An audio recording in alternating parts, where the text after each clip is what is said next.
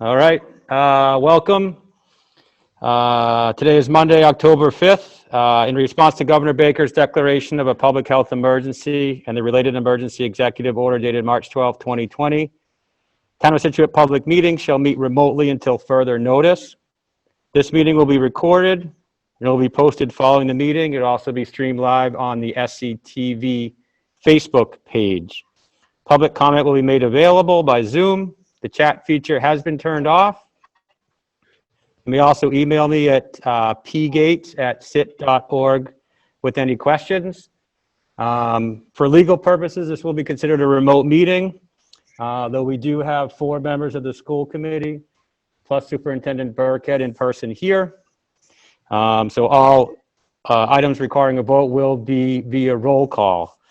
With that being said, I'd like to call the Monday, October 5th, 2020 meeting to order at 6:03. Via roll call vote. Mr. Hayes. Yes. Ms. Brandolini. Yes. Mr. Long. Yes. Ms. Lindblom. Yes. Gates, yes.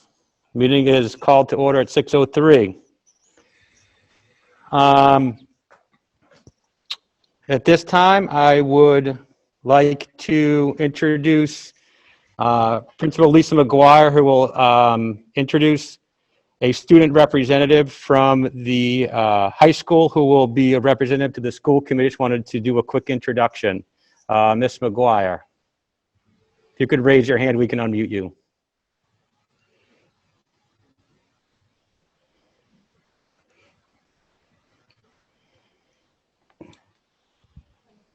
Is she, all right, go ahead, you guys can do it. Thank you. I have the pleasure of introducing Senior Rosie Tersha. She is the president of our Allies Not Bystanders Club, a member of the high school's Amnesty International organization, the Fathom Literary magazine, and Wind Ensemble. She's a musician at the New England Conservatory in Boston and a volunteer with Cool Down Boston, which works with donating and volunteering with houseless people in Boston. I'm very pleased to introduce her to the school committee, and I am looking forward to her working with you this year. Rosie. Welcome, Rosie. Hi, thank you so much for having me.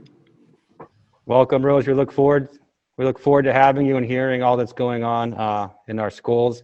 You have big shoes to fill with our last student representatives, but I'm sure that you can handle it. So welcome. Thank you. This will be an interesting time to be a part of the school committee. So thank you for your volunteering efforts. Thank you.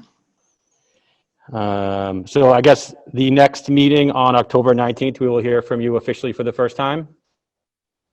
All right. Yeah, sounds good. All right. Let us know if you have any questions and we'll be happy to help prepare you for anything you may need. I will. Thank you. Thank you. Okay. Next item on the agenda are statements on racism. Before I go into that, I wanted to bring up 2 items that have been brought to my attention. Number one is, and this is kind of one that's been going on for years, I guess, that the school committee will send out an agenda, and then for one reason or another, we will need to send out an amended agenda. Just wanted to go over the process of how we build an agenda and why we may need to send out an amended one. Generally speaking, the chair of the school committee, which in this current year is myself, I'll meet with Mr. Burkhead as well as his assistant, Ms. Peters. We will create an agenda based upon our prior meeting as well as the items that we feel are important at that point in time. The law requires that we post this agenda 48 hours prior to our meeting. So generally speaking, we try to get this out on Thursday evening. If for some reason some item comes up after that initial post that we want to put on the agenda because we need to speak about it, we will need to send out an amendment. This particular meeting, we simply requested an amendment be added because we felt as the issues that came up to our attention later in the week required an item on the agenda. Just want to clarify a little bit about that. And if you have any questions, you can be sure to reach out to me. But we do need to follow the rules and regulations, and as a result, we need to get that in 48 hours in advance. Any additional items that need to be added need to be per an amendment. In regards to the statements on racism, I will be reading a statement that I guess in general the school committee has prepared, but I'd like to make clear of this. Over the past several weeks, or last several days, obviously we've been, it's been brought to our attention that there's been some issues that have been brought to the attention of the administration, ultimately to the school committee. Again, due to open meeting laws, the school committee was not able to get together in order to discuss and or deliberate anything in regards to this. In an effort to be prepared for tonight, the school committee individually provided comments to me. The core of these were initially written by Ms. Nicole Brandolini. With that, we made some edits. I individually reached out to each one of our school committee members, who then provided feedback individually to me. And the final product is what I will read to you tonight. Again, this was per open meeting law requirements. And as a result, this is the product that we have, and we feel confident behind the letter that I'm about to read. But I wanted to make clear that process. This was not deliberated behind closed doors. It was done individually and consolidated into what you're going to hear tonight.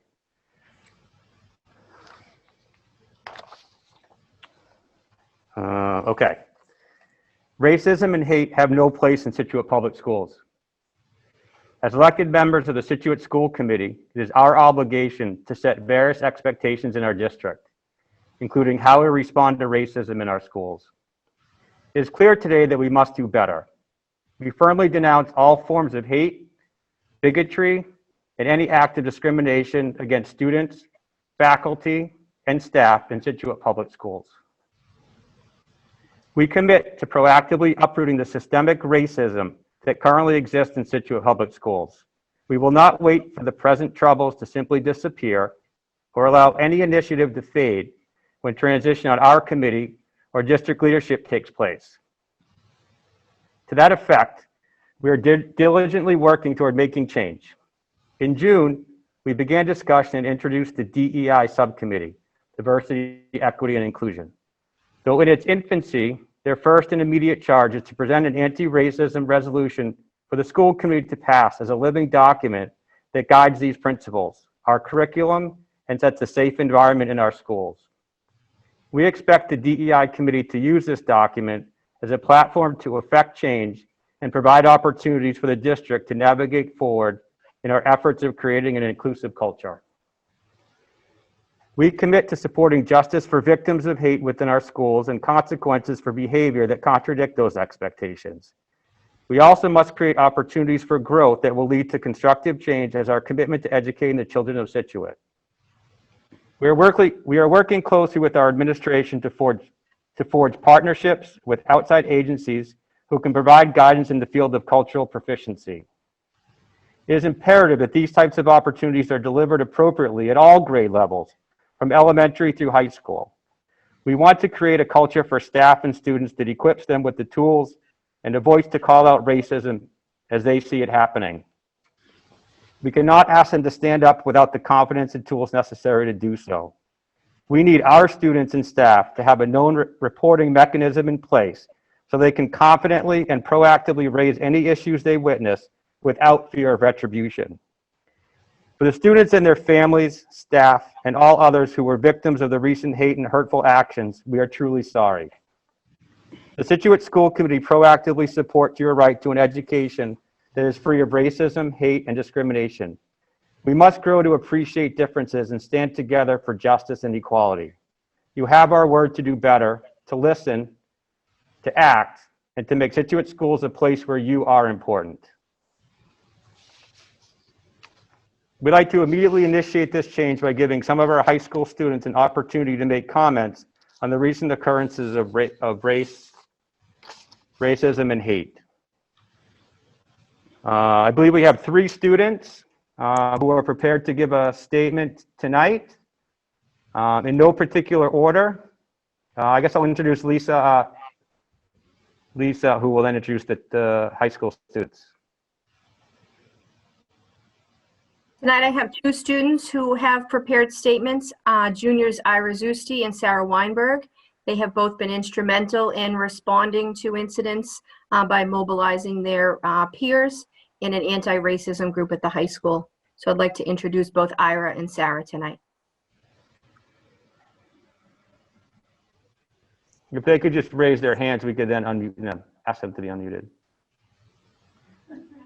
If you click on participants at the bottom of your screen. I'm There we on go. it now. Thank you so much for allowing me to have the opportunity to speak here on behalf of my peers and the school. I think the issues of racism that have been going on in our town and school have affected everyone, not just individual students or individual people. I think it's an issue that has been going on with everyone in the student body and everyone in our town. And as we said, racism has no place at Scituate High School or at Scituate Public Schools or in our town. The group that we have started that Dr. McGuire brought up is the Scituate High School Anti-Racism Group.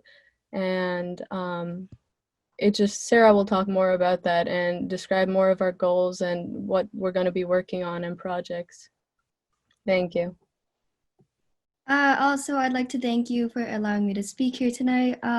So our group, the Anti-Racism at SHS, is a club, student-created club with members numbering around 130 students. Each student is passionate about creating real change in our school regarding racist acts, sentiments, microaggressions, and racial discrimination. We have created this club with the goal to prove that to the school community that students will not stand for any kind of intolerance at our school. It's simply not enough to be racist in our community, but to prove that we are passionate and completely anti-racist. Our goal is to utilize our club to create real change in the school through various different projects suggested by our students and approved by administration, of course. We will remind students throughout the high school and potentially lower grades that racism is unjustified in any situation, is not tolerated, and we hope that we are able to educate students throughout our town. We will be partnering with the school club Allies Not Bystanders in order to spread this message. Speaking more on this issue is Rosie Tersha.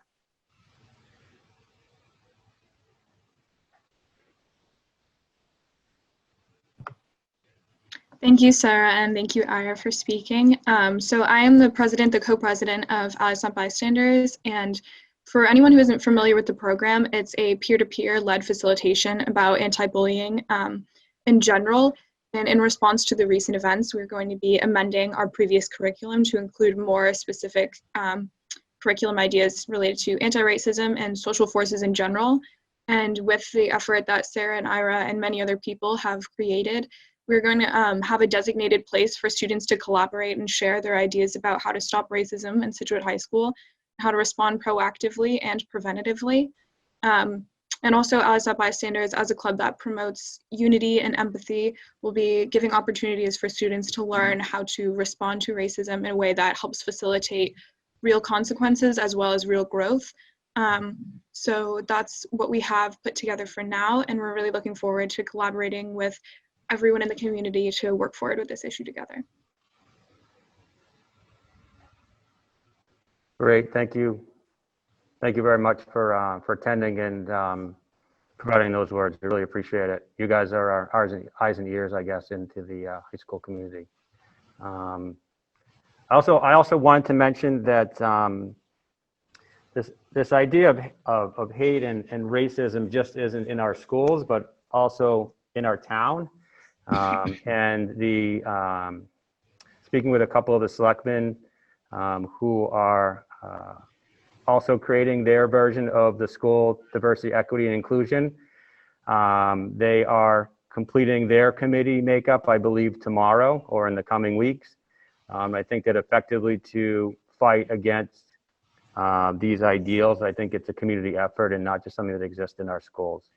So hopefully we can work hand in hand with our folks on the town side to rid the community as best we can of these ideals.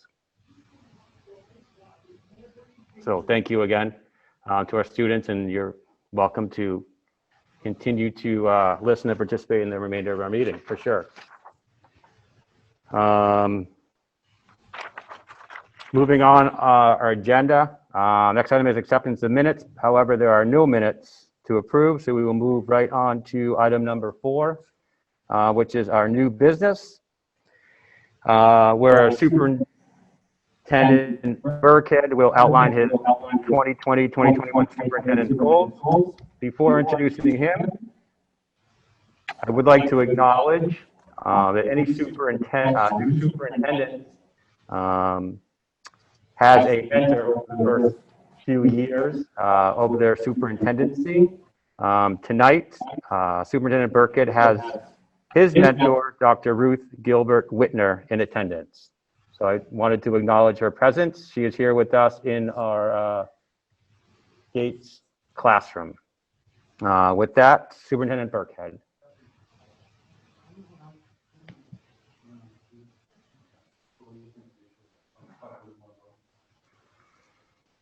Thank you, Chairman Gates. I'm just going to share my screen. Good evening, everyone.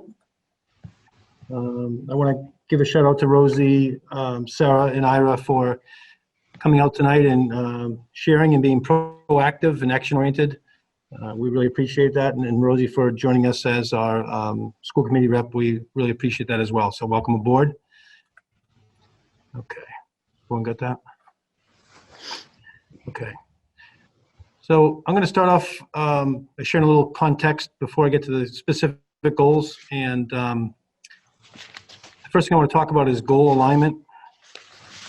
And the superintendent's goals, which I'll start from the bottom there, we're going to share it this evening.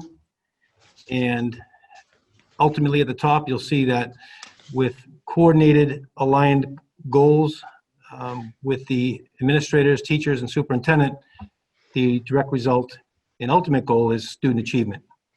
So it starts with me this evening setting my goals, and I'll go through how I arrived at those, and those will align with my meetings with administrators and their goals specific to their job and role aligned to my goals, and then the administrators will then meet with their teachers and align the teacher goals with the building level goals. And if all of these goals are aligned, as I said, and followed through and successful, that's where you get your major gains in your school district. It's also important to note that there's 3 goals tonight, but that's not the only thing we'll be doing. Those are things we'll be highlighting and focusing on and measuring, but certainly we'll be doing a lot of other great things this school year that we'll be reporting out on. But that's kind of the overall concept of the goal setting.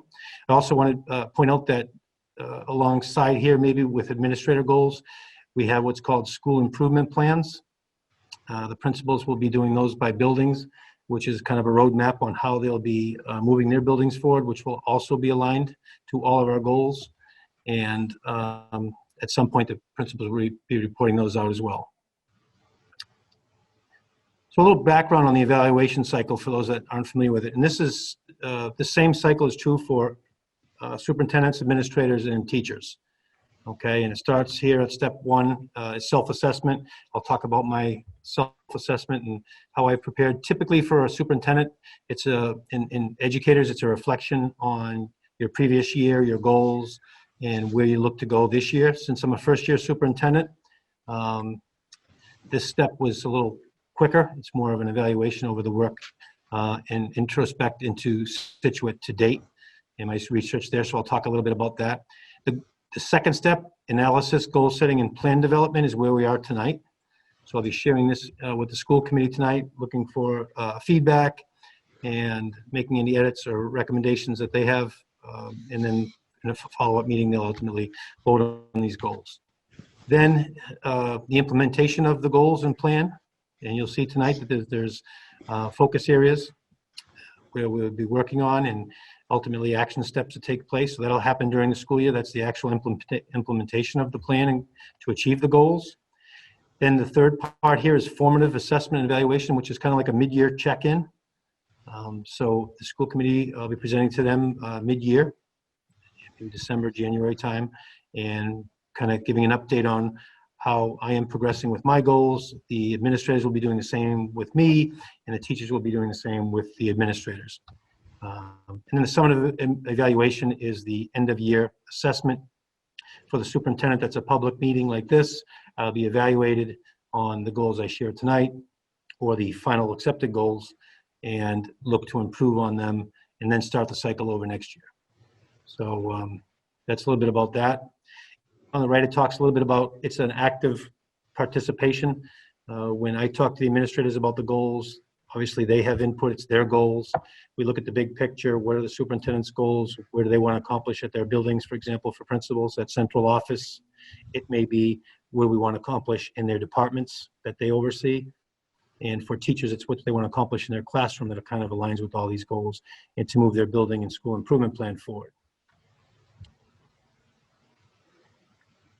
So there's three main areas for goal setting. And again, these are all from the Department of Elementary and Secondary Education. And for superintendents and for administrators and teachers, it's professional practice goal. And what that talks about is, as a professional, what am I doing to better myself as a school leader? Similar to what we expect from our students, it's the same for our teachers, administrators, and educators, as well as me. What am I doing to get better professionally as a superintendent? The next one is a student learning goal. Ultimately, what impact can I have on student learning directly, and how does that work? And we'll talk about that. And the last one is a district improvement goal. Big picture overall for the district, what do we want to accomplish this year? And then, so here I talk a little bit about these goals are drafted. We talked about that self-assessment first step. These were based upon the self-evaluation, superintendent's evaluation rubric. So just like, again, students that have rubrics for their assignments, we have a rubric that is under these goals. And I'll get into the categories of those in a minute. And so I'm held accountable, as are the teachers and administrators, for a rubric. So in evaluating that rubric, looking at what I have to reach according to the state is part of that. And then initial evaluation of the school district. I've been here a few months now. I've met a lot of people. I've got to know and research a lot about the district, and I have a lot to do still, but that's an initial self-assessment of myself and the district. And then consultation with our school committee, several meetings obviously here, meeting with them individually, and in several other meetings to talk about what's important to our school committee. Our leadership team, input from Mass Association of School Committees and the new Superintendent's Induction Program training that I'm currently in, which I'll talk about in the superintendent report, as well as later in this goal setting. So together, these elements make up the key focus areas for the district, and they act as a superintendent's annual plan that serves as the basis for my performance. Okay, so the standards that I referred to earlier are here. So there's a rubric for each of these. So instructional leadership overall, how am I doing as an instructional leader in the district? Management and operations, facilities, things like that. How am I doing under their professional culture in the district? How am I assisting principals with their schools? And family and community engagement, that's communication and involvement with our students, staff, and community, as well as parents and families and caregivers. So now we'll get into the three goals, excuse me. And they're SMART goals, and I'm going to share what a SMART goal is. And I even wrote it down because they change a little every time. So a SMART goal is specific, measurable, action-oriented, rigorous, realistic, results-focused, and then T is for tiered and tracked, meaning there's several layers to it and you track your progress. So you'll see in these goals that there's going to be ways that I have to measure that I'm succeeding these goals, and then have to share evidence with the school committee that I've achieved them. And that's no different from what our administrators and our educators will be doing as well. So the first goal is the student learning goal, and I'll just read it.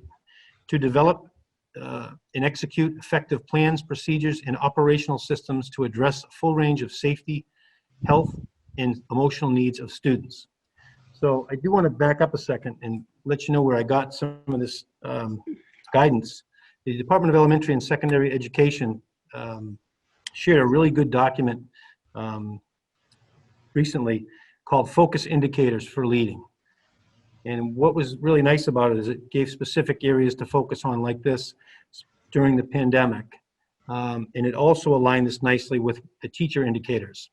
So it's easier for administrators to align their goals with teachers. So we're speaking the same language and we have the same goals. I'm just going to read from the indicators that the state sent out. In alignment with the Department of Elementary and Secondary Education's remote learning guidance for the fall of 2020, this resource supports school and district leaders, professional development providers, and other educators to focus meaningful supervision and feedback on critical practices for administrators in all models during the COVID-19 pandemic, while allowing for important innovations, learning as educators as they navigate these new models. So I think they did a really nice job of focusing specific goals, understanding that we're in a pandemic. So you'll see some of these key practice and focus areas lend to that. So the key practices and things you will see that I need to do are ensure, on the left, ensure both physical and virtual learning environments are accessible, welcoming, and safe. So notice how it's a little different than in the past. So it's not only the hybrid piece where you're in school, but those that are home on your remote time. It needs to be accessible, welcoming, and safe. Next practice is to establish operational systems, procedures, and routines in both in-person and online learning environments that are supportive of staff and student engagement, health, well-being, and safety. And as superintendent, I'm responsible for the staff and the students, so that includes everybody in the district here for online and in-person learning, establishing an engaging, healthy, and safe. And so you're seeing a lot of tenets of the social emotional learning here. Obviously, we've all been in this pandemic for a long time, haven't been back to school, so it's significantly important to me, and obviously to the state, that we focus a lot on our social emotional welfare and well-being for everybody, the adults and the kids, because without that, you can't learn. The next one is to coordinate and effectively support custodial maintenance workers, transportation staff, clerical and administrative assistants, food service workers, and other staff. So we do talk a lot about teachers. They're in front of the kids directly, but we all know what makes the potential for the best school district in the world is all the other people here. Students, the families, and the hardworking support staff, custodial staff, transportation. So it's my responsibility to make sure that all those pieces are working successfully as well. The next one is foster opportunities within the district or partnerships with outside agencies and organizations to address student needs. So a recent example, and this might be what we're working on for the remote learning center for our K-5 students. That's a learning center that we're working on establishing from within the district to help support those elementary students and families to provide a full day opportunity in our half-day model. And outside agencies also are important, the YMCA and several other groups that we're already kind of working with now and in the future. Now, key focus areas under this goal, give you a little more insight into what it's talking about, so and how it applies. Maintaining physical buildings in accordance with current public health and DESE guidance. In a typical year, this wouldn't be a major thing necessarily, although it's important to take care and maintain your buildings. But it talks here specifically about public health. And as many of you know, we went through a lot of work in preparing our buildings for a safe return, and we are continuing to do that. You're going to hear an update tonight specifically on what we've done and continue to do to keep buildings safe. So that's a real important one.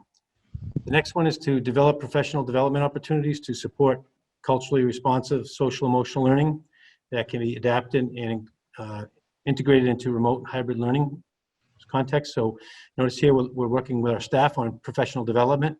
Also talks about culturally responsive and social emotional learning. So we include both here. Next bulletin talks about implement systems that support a positive school environment across all learning contexts, in person and remote. You know, this is a really important one. This is school culture. You know, it's a big goal, a big focus area, but how are we going to have positive, thriving cultures in our school? And then this goal will trickle down to how do principals want to do that in their schools and how do teachers do it in their classrooms. So that's an important one.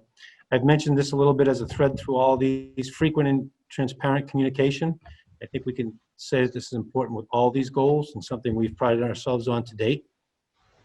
It builds trust in the leadership. And the last one on this goal would be connect families and students to in-district indoor community organizations that can provide safe learning spaces when students are not in the classroom. Again, another example of the Remote Learning Center, YMCA, and local rec, for example, and other agencies that can help support our students. Okay. Second goal is the professional practice goal. And the SMART goal here is to participate and complete year one of the Massachusetts Association of School Superintendents. It's a new superintendent induction program, or NSIP, culminating in the development of a comprehensive entry plan. So just to give you a little insight to what the NSIP is, the theory of action, it's based on the multidimensional nature of effective district leadership by teaching and supporting successful former superintendents to coach new superintendents, and by grounding this support in a research-based curriculum taught over 3 years through a series of cohort-based day-long workshops. NSIP enables participants to develop and effectively implement high-leverage, widely understood strategies that improve teaching and learning during the first years as superintendent. So kids that are out there, and I see a lot of you here tonight, so I'm very impressed by that. I'm going to school like you. I've got my coach here, just like you have your teacher. She's observing my work tonight. I went to class today. I had class today. I've got class Wednesday. I've got class Friday. So it's a really good program. I want to thank the school committee for supporting me to take this opportunity. And basically, I work with all the other new superintendents, and we go and we learn about how to be a great superintendent with research-based strategies. We also have coaching meetings with our coaches individually. For example, Dr. Whitner was with me recently, and we went and visited a couple of our principals. She sat in on the meetings, gave me feedback. Then we went to our medical advisory committee meeting. Again, sat in that meeting, we debriefed after. So it's quite the learning experience. And in the content meetings, I get to network with other superintendents, talk about our jobs and how we're handling things. And it just creates a good network so you can have supports when you come into challenging times or when you just have questions. So it's a good learning experience for me. The entry plan is a pretty comprehensive kind of my outlook on the first year of the district and the vision and mission as we go forward. So we're working on that each day, among other things. And so my goal professionally to get better is to complete this course. It's a 3-year course, so that will be this will likely be my professional practice goal for 3 years, with the entry plan being the first year kind of culminating document. And then the final goal here is district improvement. Some of what we've been talking about tonight. I do want to go back and if some of you may recall, when I got hired in July, I talked when I met people about having 2 pillars of work, keeping things very simple but focused. And the 2 pillars were a safe and strong return and continued strong learning opportunities for our kids throughout the year and our staff. And the second pillar was diversity, equity, and inclusion. So these were my 2 pillars of focus, connected by transparency and communication. And they kind of culminate in all these goals tonight. And this one more highlights kind of the cultural proficiency that we've experienced this last week and had talked about. So the goal says to ensure that policies and practices enable staff members and students to interact effectively in a culturally diverse environment in which students' backgrounds, identities, strengths, and challenges are respected. I think that's a pretty powerful statement, and we'll get into a little bit of the details of what that actually means when it's hashed out. Key practices. Develop and implement culturally responsive policies and practices that acknowledge the diverse backgrounds, identities, strengths, and challenges of students and staff. And that is every single student and every single staff member and their individuality. It talks about inclusiveness, strengths, backgrounds. The next one, provide staff with relevant resources to support them in building cultural proficiency and promote a culture that affirms individual differences. So when we went to, at least when I went, I'm a lot older than a lot of our teachers, I'm sure, but when I went to school, I wasn't taught about cultural proficiency. And so I think it's important that all the adults in our district get trained in this and how we do this. It's new to some of us. So that's there. And then the key focus areas, seek out the perspectives, feedback, and voices of every demographic represented in the school community and incorporating those voices into decision-making around hybrid and remote learning. Okay, so that talks about what we saw tonight. We had student voice here tonight. I think we need a lot more of that. I've been meeting with a lot of community members, parents, caregivers, school committee, you name it. And some of the clubs that Rosie, Sarah, and I were talked about tonight, I'd love to join them. Please invite me. Love to learn about the work you're doing, but that's what it's all about. It's your school, not mine. It's the kids' school, so I want to hear about what's important to you, among other things, but that's covered there so that everyone has a voice in what the plan is.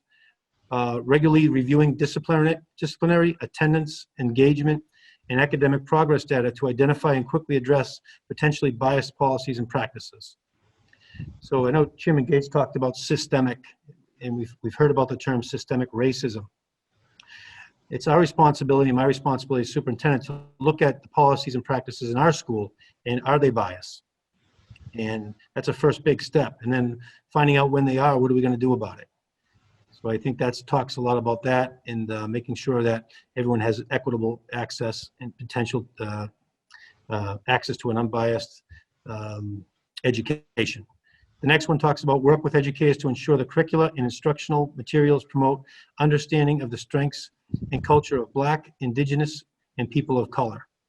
Okay, so I think, you know, if we take a look at how things are taught in our curriculums and review them, and it's called an equity audit, and looking at what books we're reading and what curriculum we're teaching, are people of color represented, and are they represented in a positive light? And are they proud about their what we're teaching them in school? And so all that will be looked at and reviewed to make sure that everybody's proud to be here and be part of the Scituate education. And the last one is provide professional learning opportunities to support anti-racist, asset-based teaching practice. And so I know there's been talk about what, you know, anti-racist definition and things like that. You know, we want to be an anti-racist district.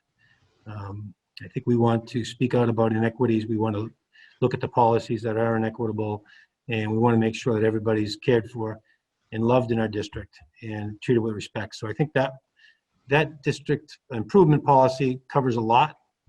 It's a lot of work. We're going to get as much done as possible, but it's in writing. It's here. It's one of my main focuses, so I wanted folks to see that.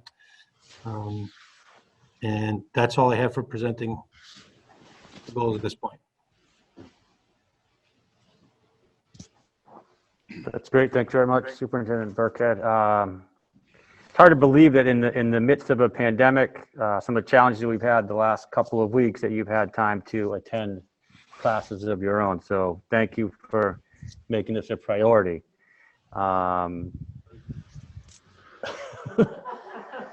I think it would be excused. I think we could excuse you.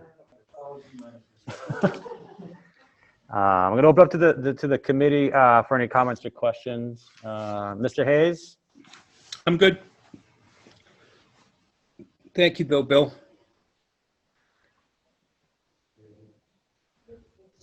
Oh. Ms. Brandolini? Thank you, Mr. Hayes.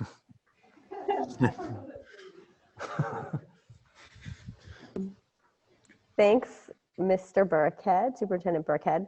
I guess I just made a couple notes. I think it's so many things that you're working on are totally hitting the mark, obviously, in so many ways. I just wrote down the word timely, because every one of your goals is completely on the money for how relevant and important they are. The SEL piece, and you know, the structure of school right now, and hybrid, and all of that, and learning from home and some isolation. I think the SEL, just the pandemic kind of trauma in general, I think that's also totally relevant, 100%, and just connecting students to the community. I think that's a piece too that, like you're saying, through the Learning Center, that's something that parents and students have wanted for a long time, even just to find other avenues, you know, ways to connect and programs that could be out there.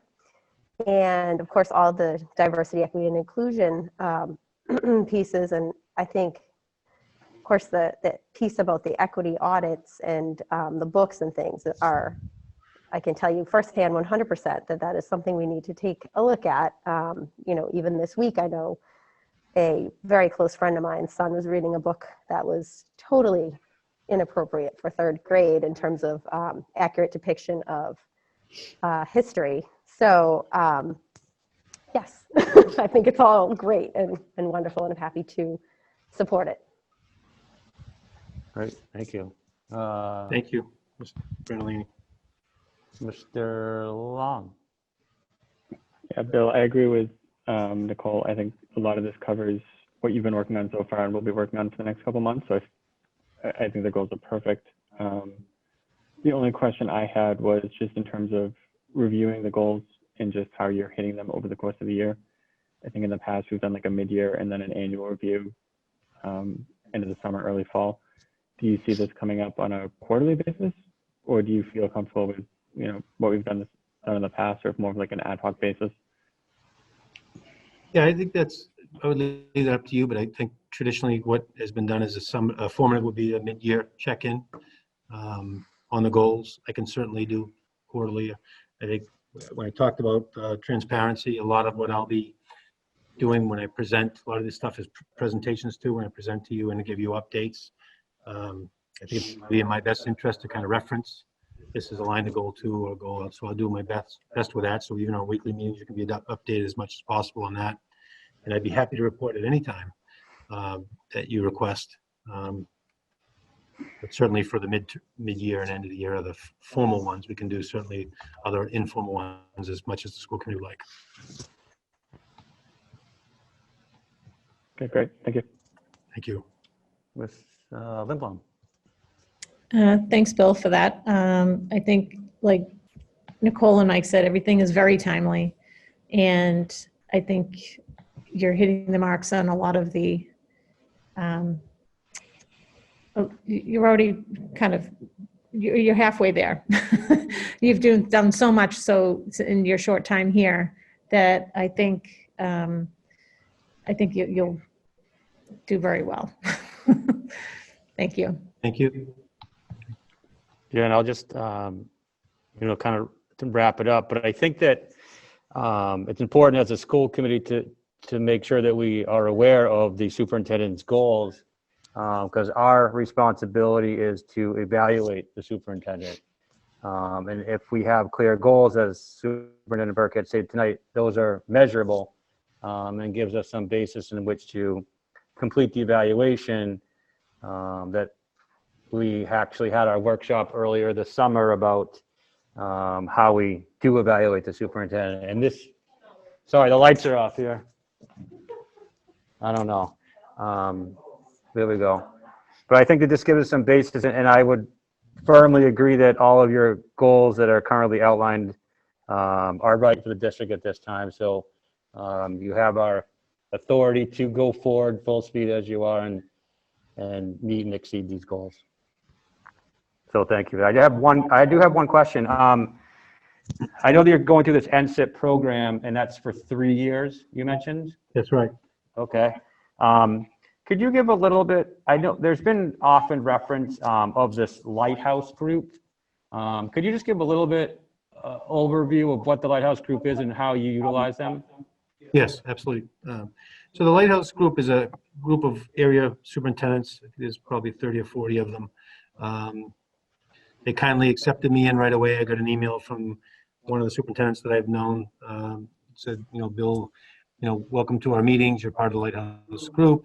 And that's a network of local superintendents that meets monthly. And over the summer, we met weekly.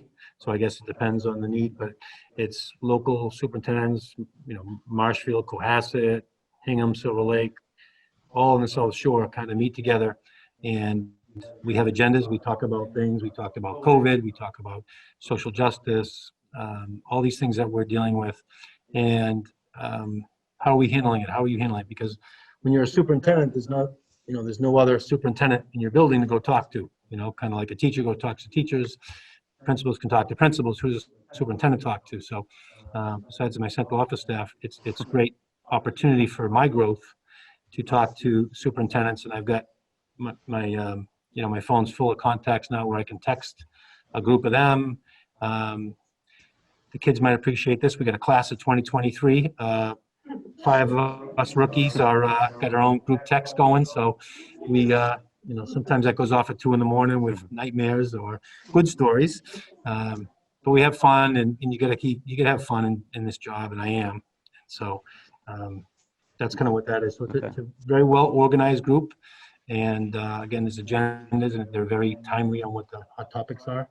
And we approach those with support each other. We share documents, templates of things. For example, I was one of the first to do the COVID thing, so I threw my letter up on the shared drive so someone would have to recreate their own, and they would, so it's a lot of good networking. So that's kind of our opportunity locally to connect with other superintendents. Okay, great. I think that's helpful. I think it's been a group that's been referenced on occasion, but never really given an overview of exactly what it is and who has access to it. So thank you for joining them, or thank you to them for allowing you to be a part of them. I'm not sure which way it goes, but I think that, you get information, as you said, from COVID to probably some ideas on how to deal with racism and also how to deal with snow days. I'm sure that's one of the ones as well.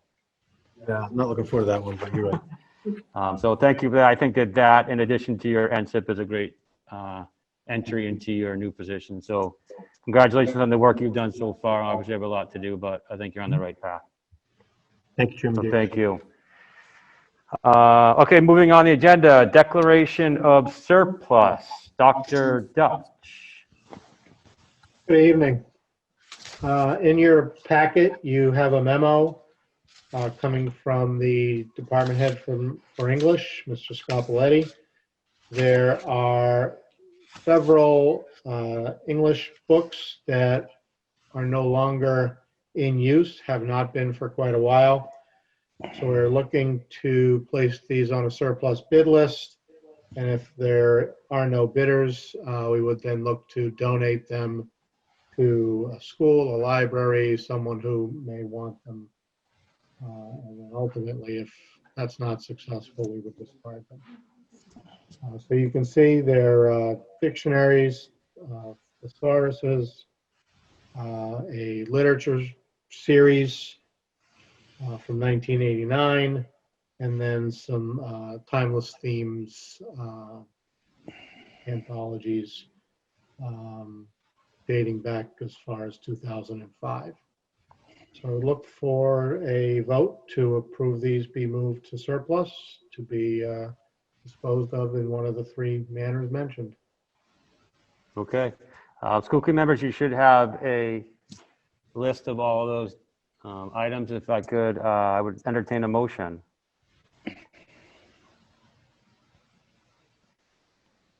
I had a couple of questions first, Pete. Okay. Bob, the 99 copies of American Experience, Timeless Voices, and 186 of the gold level time. Oh, Mike. We lost you, Mike. Mike, we can't hear you. We can't hear you, Mr. Hayes. Books or what? Mike, you came in and out. You're gonna have to try again.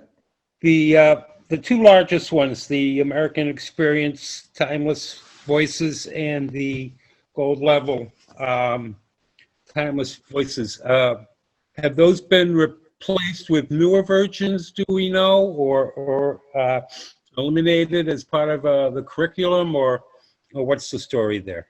There are newer versions of those series. They replace those periodically, which is why they're no longer being used. Okay. And when you put them out to bid as surplus, how long do you wait before you attempt to donate those to places that may need them? We would set a date definite when bids would be due for those, usually 2 weeks after they're posted in the local newspaper. We'd open those bids, and if there were the bids would come back to you with a dollar value for you to approve or say we'd rather donate them. Okay, so we'd have the opportunity at that point to decide whether or not to sell them or donate them. Is that right? Correct. Okay. Thank you. You're welcome. Any further discussion or comments? If not, I would entertain a motion. Well, I'll make a motion to declare the list of textbooks as surplus property. Second. Motion by Mr. Hayes. Do we need to read each of these? No, okay. All right, motion by Mr. Hayes, second by Mr. Long. Ms. Brandolini, Yes. Ms. Limblom, Yes. Gates, yes. Mr. Hayes, Yes. Mr. Long. Yes. The motion passes unanimously. Thank you. Thank you.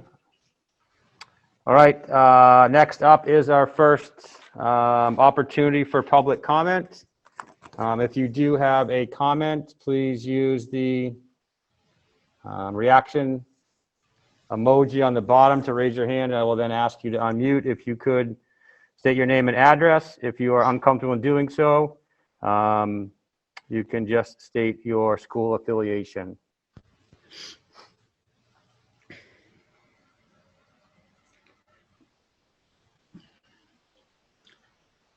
I'm seeing none. I see one. Emily Matthews.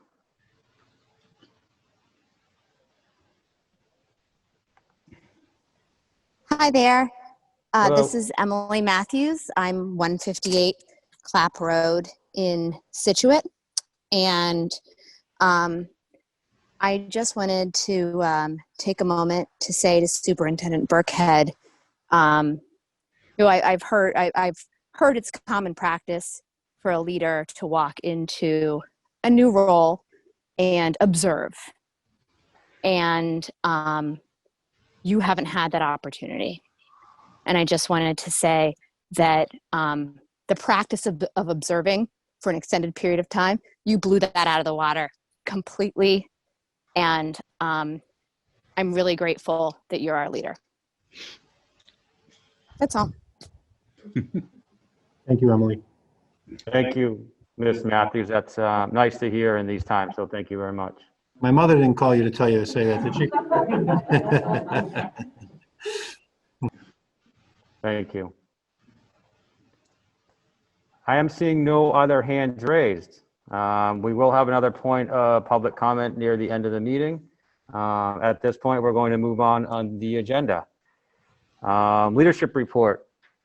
Superintendent report, back to Mr. Burkhead. Yes, sir. Thank you, Chairman Gates. So I do want to introduce my coach. We talked about the new superintendent induction program, my learning and coursework, and I've got an impressive coach that's got a little bit of roots here in Scituate, Dr. Ruth Gilbert Whitner. Dr. Gilbert Whitner is a retired and accomplished educational leader and former superintendent of Whitman-Hanson Regional School District, among other several teaching positions and administrative roles as well, including Scituate. Ruth has been a great resource for me already, mentor, and again, I talked about the Lighthouse Group. I talked about the NSEP, having colleagues there, and also being able to pick up the phone or email Ruth for advice is a really awesome thing to have. And so I really want to thank her for that. And I'd like to turn it over to her to talk a little bit about the program and welcome Ruth to Scituate. No, we have to.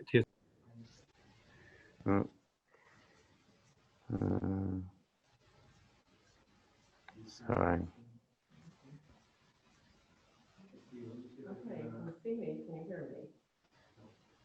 We'll find it.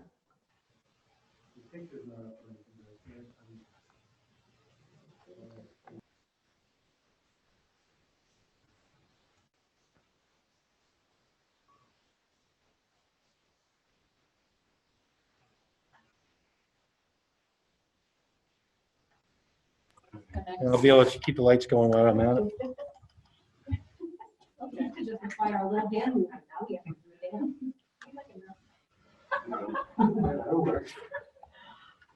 Okay, great. Is it all set? Okay. Good evening. It's nice to see I'm listed as Bill Burkhead here. That's an honor. I've had the pleasure of working with Bill since July, and just want to begin by saying how impressed I am for someone who's been able to come from out of the district, who has not been a superintendent, and then to walk into a pandemic. I've been most impressed by his facility with communication. I've had the opportunity to spend several days here now with Bill, and we've been everywhere. With masks, with social distancing, but very impressed with communication and how important it is for the administration to be transparent, especially during a time like this. I've been a coach in the new superintendent's induction program. I'm in my third year, retired from Whitman Hanson in September of 2018. The coaching program, as Bill Burkhead explained to you, is a 3-year program. Very, very different this year because we are doing all of our meetings through Zoom. Some coaches are comfortable coming into schools. I sort of maintain my social distance, but really love seeing students and love being able to see what's going on.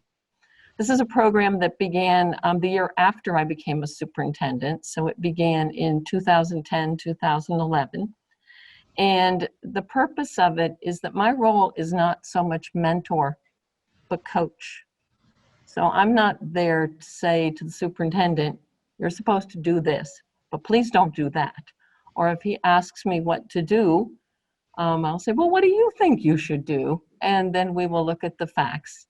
Occasionally in coaching, you do have to talk to new superintendents and say, well, you know, I really think you might want to do it that way. I think it's a wonderful program. The first year will involve coaching up to 6 hours a month. It will also involve content sessions such as the one he described to you. Prior to COVID, that would have been a 6-hour meeting in Marlborough. It's now 3 2-hour Zoom meetings, which are quite a different way of doing it, but at least with technology, we're able to get together. And then in addition to that, he also will be working with his colleagues as well. So there is a lot that goes into this program. I think it's been amazingly effective. The second year, the coaching goes down a little bit, but there's still wonderful opportunities for him to meet with his colleagues in content sessions. And then the third year is more of a consultancy, but it does provide a 3-year in-depth program. Goal setting, such as you heard this evening, is critical. And SMART goals, the goals that Bill outlined to you this evening, are right on target with the NISSIP program for new superintendents, really moving forward, having a strategy for ongoing improvement in your school system. So I'm sure I'll see you all around. We'll be in the district. I'm so excited to be working in Scituate. I live close by, so that works nicely, and spent time here a number of years ago, and I've always felt it's a high quality school district. So I'm very excited to be back here again. Thank you. Great, thank you very much.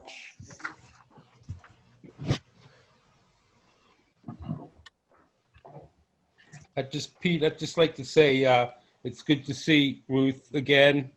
And I think as lucky as we are to have Bill, I think Bill, knowing Ruth the way I do, it's fortunate you got her to be your mentor. So I agree. Thank you, Mr. Hayes. to continue good service to Scituate. Thank you. Just a quick few other updates here for me. So we had talked about earlier in the year with our building updates in the HVAC, having a third party come in and they assess the work of our HVAC group and the air quality audit work. And Rise Engineering will be doing that. Dr. Dutch will be giving a detailed kind of breakdown of all we've done to date and what we plan on doing. So I'll leave that to him, but just wanted to follow through with something we talked about, having a third party come in now that people are in the building. Are our HVAC systems up and running? If they're not, what do we need to fix? Make sure the air quality is still strong and healthy. So again, we'll talk about that shortly with Dr. Dutch. I want to give a medical advisory update if I could. The good news is we had no positive cases in the Scituate Public Schools this week or last week, and our medical advisory committee continues to meet regularly and share updates with everyone through our Thursday Thoughts on our website each week. And I just want to thank those school community members that attended our forum last week, and we provided an email, askmac at scitsit.org for folks who weren't able to get their questions answered or had other questions about COVID or practices we're following or anything related to that. And I want to let you know that we took all of those questions that were sent there. Thank you. And we met as the medical advisory committee, and we answered all those questions, and we'll personally get them back to you if you haven't already. I'm sure you have, but just again, follow through is very important to us, and your questions are important, and I want you to feel heard. So again, that email address is still open, askmac@cit.org, if you have questions regarding COVID or how we're handling COVID cases or health and wellness of these buildings or anything like that. Feel free to go on there and we'll get to your questions answered. And then lastly, the obvious one, we've talked a little bit about this. Have you seen from my goals and Chairman Gates and the school committee statement tonight, in my recent video message over the weekend, we're dedicated to creating a safe learning environment for all students, which includes creating an anti-racist district. We're going to continue to communicate our progress and seek student, staff, and community input with that work. And just wanted to thank you all for your patience. Certainly hasn't been perfect. We're a new leadership team. We're learning and listening. We had a great parent meeting today, and just kind of absorbing everything and getting a lot of good feedback, a lot of good advice, and a lot of good solution-driven ideas. So I want to thank you all for that. I want to end up by introducing Dr. McGuire of the high school. You know, the incidents were there, and you know, we got a lot of feedback. So we thought it was important that Dr. McGuire kind of go over, because I know social media works faster than we do, and there's reasons for that. But I just wanted people to know that there's a reason that sometimes we act a little slower, and we want to show the comprehensive acts we took when the situations happened. So, and current steps we're also taking within the high school as we develop our long-term plan. So, Dr. McGuire, if I could turn it over to you.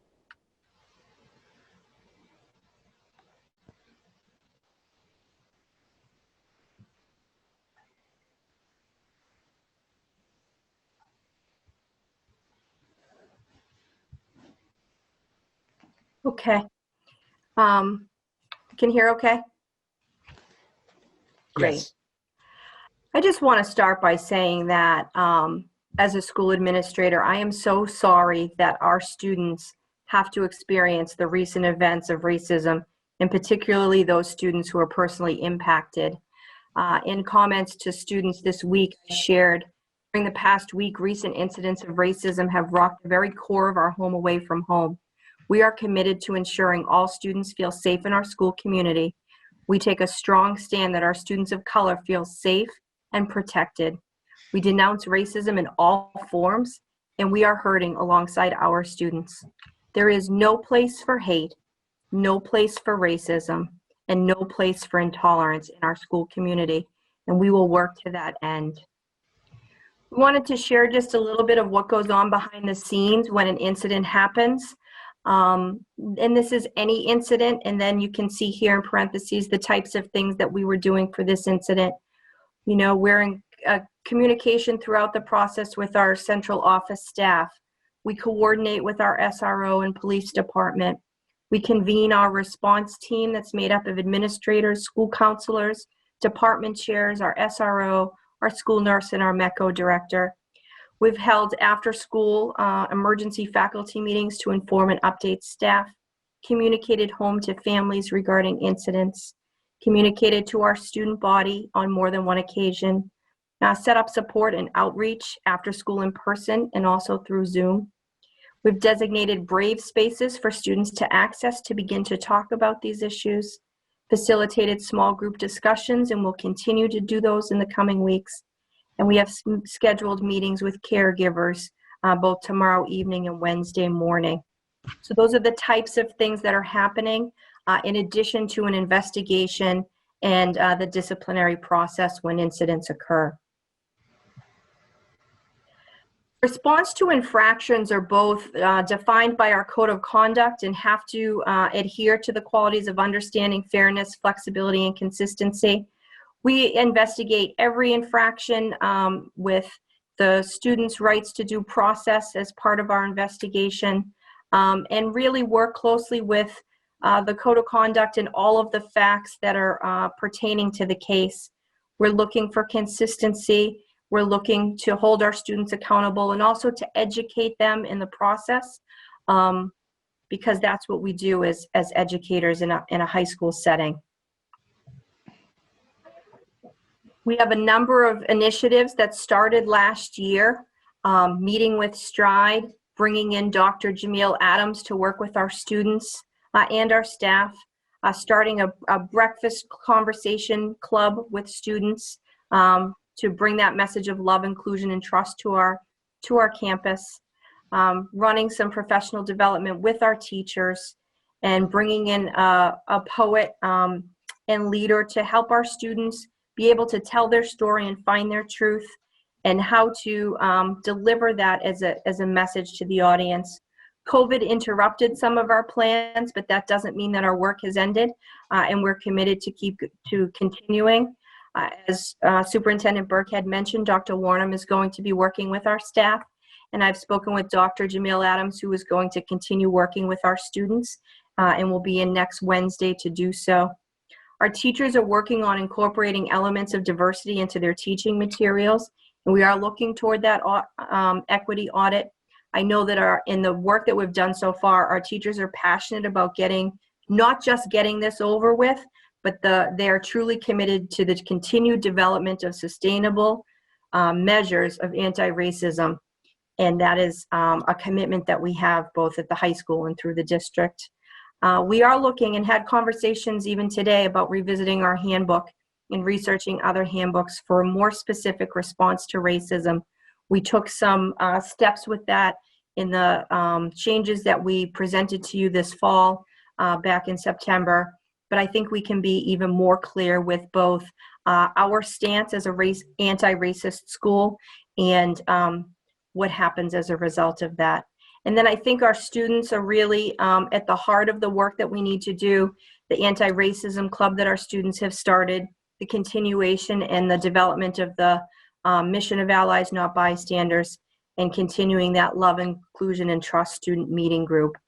So I think that what I want to do is get to a place where we talk about what racism looks like and how to avoid that, and not what racism looked like because we are reactively responding to an issue.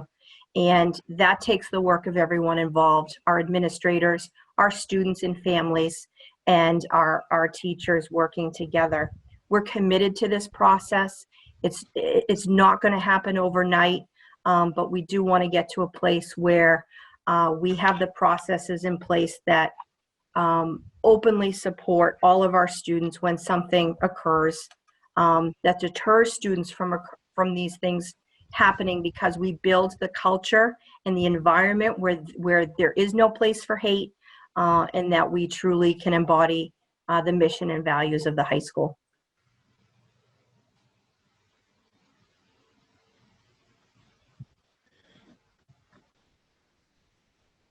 Thank you, Dr. McGuire. That concludes my report for tonight, Chairman Gates. Okay. I have a couple questions. I'll open up to the committee for any questions they may have on Dr. McGuire's presentation or Superintendent Burkhead's. I'll start with Mr. Hayes. Any comments or questions? No questions. The only comment I'd make is, I appreciate the efforts to move forward and to create a school in a town where systematic racism and white fragility can come to an end. And secondly, I just urge everyone to look to our students and the younger generation, because they will lead us where we need to go.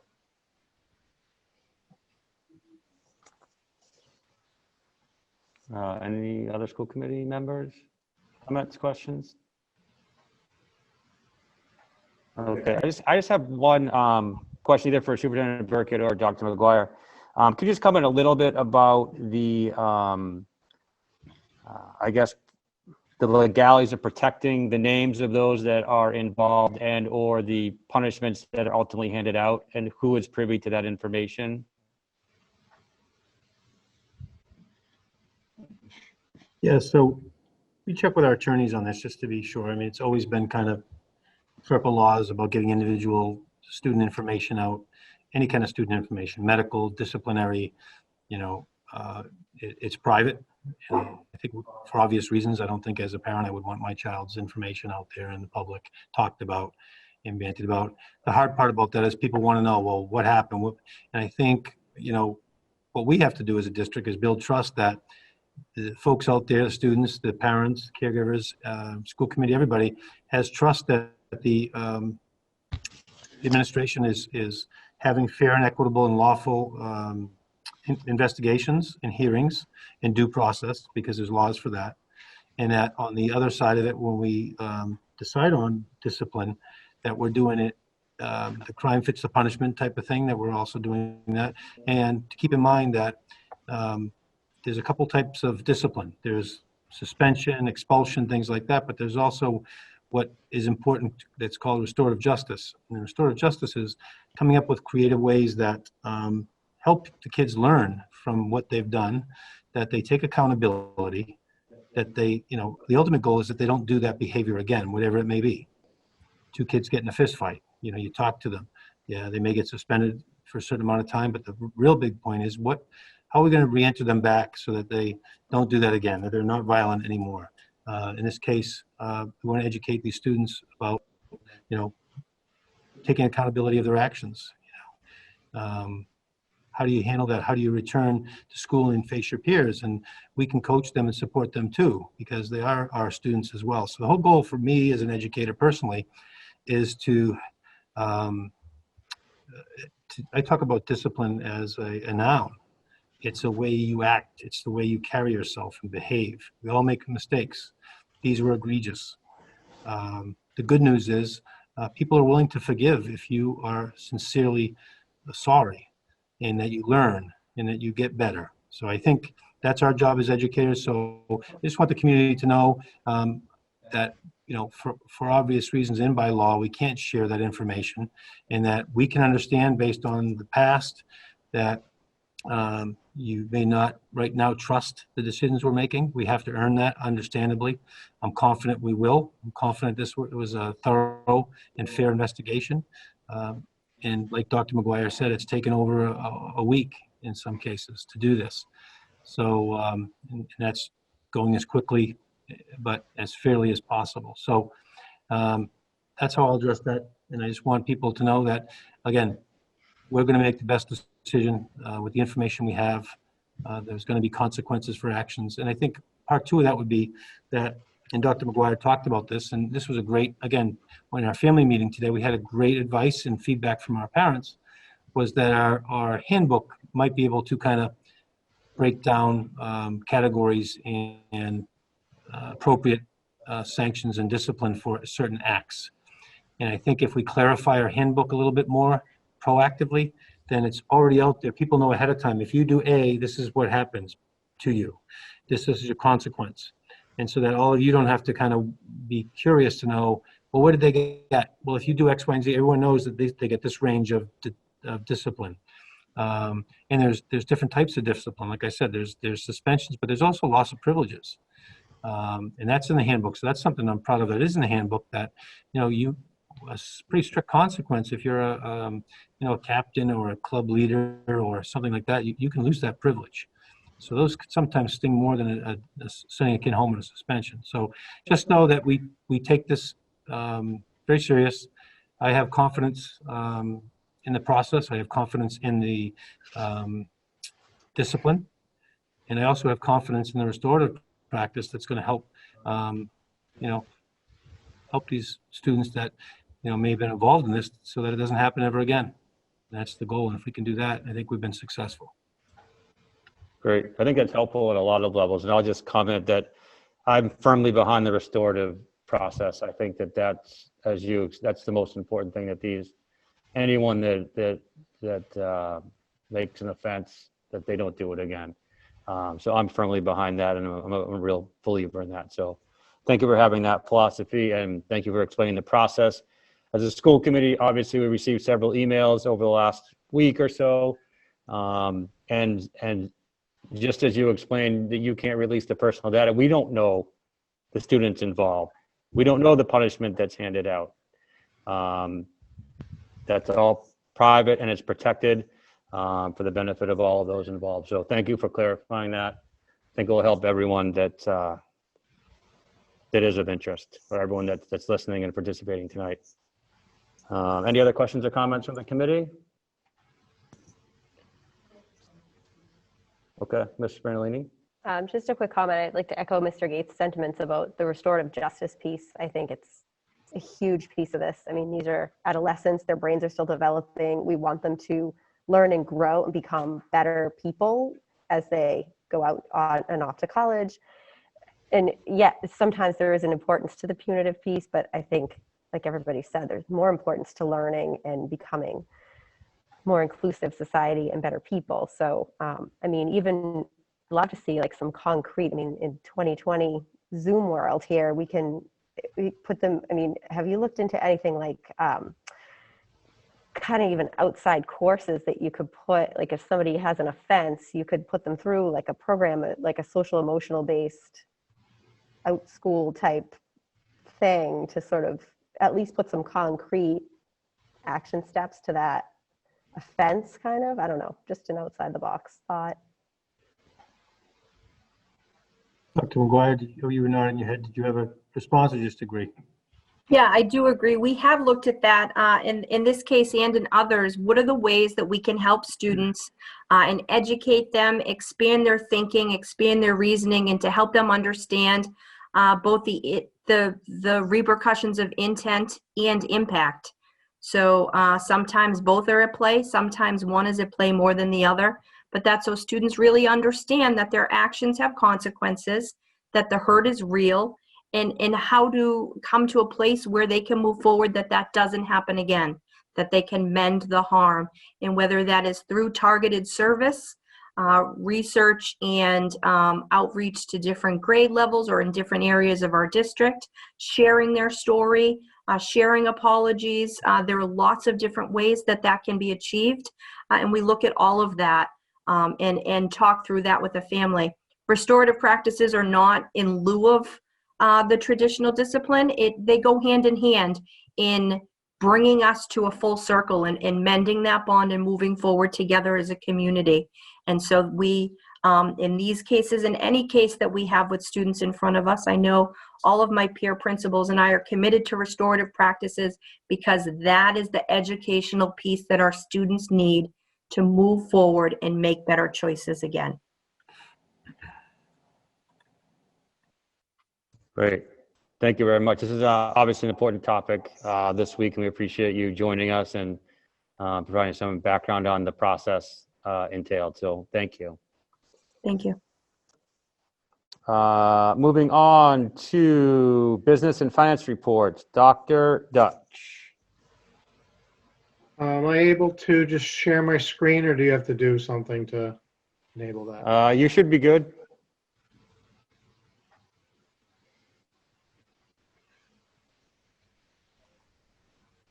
Okay. Earlier in the year, I provided you with an update on the coronavirus relief fund expenditures related to PPE. So tonight I wanted to give you an update on what we've done as far as HVAC and air quality with some detail. So I'll start that out. The first thing that we had done was we had FLI Environmental come in and evaluate the air quality in each building. They generated a report, which we provided to the community for their review. And as you saw, the buildings were in pretty good shape as far as the air quality. Admittedly, no students in the building at that time. So I'll talk a little bit more about that moving forward. Next, we looked at the working condition of the equipment. So CBS Mechanical Commercial Boiler Systems came in and looked at every single piece of equipment in all 6 buildings. They identified those that were not in working order. They repaired those or replaced them. They also went through and changed every air filter in every Univent piece of equipment, so that as of this past Friday, all of our mechanical equipment is working as it should be at this point.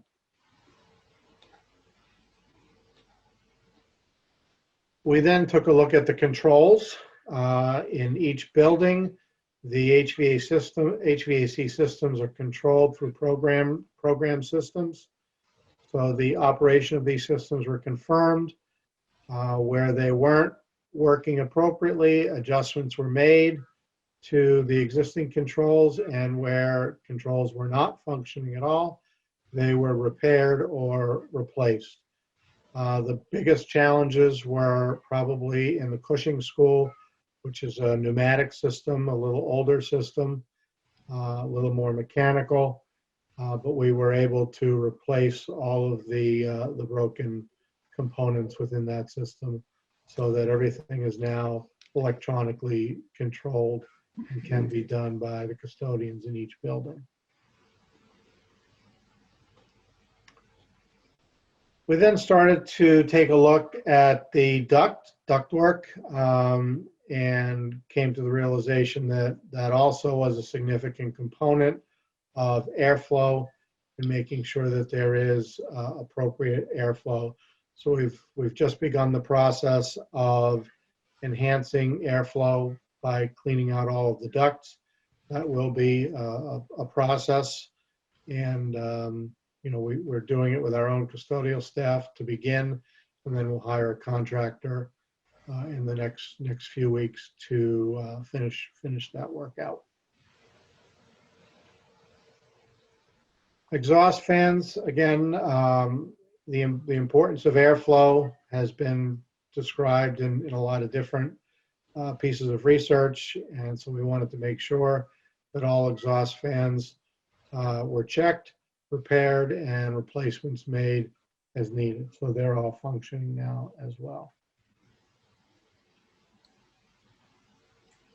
Superintendent Burke had mentioned the audit, and I had earlier mentioned that we had students, we did the air quality testing without students in the building.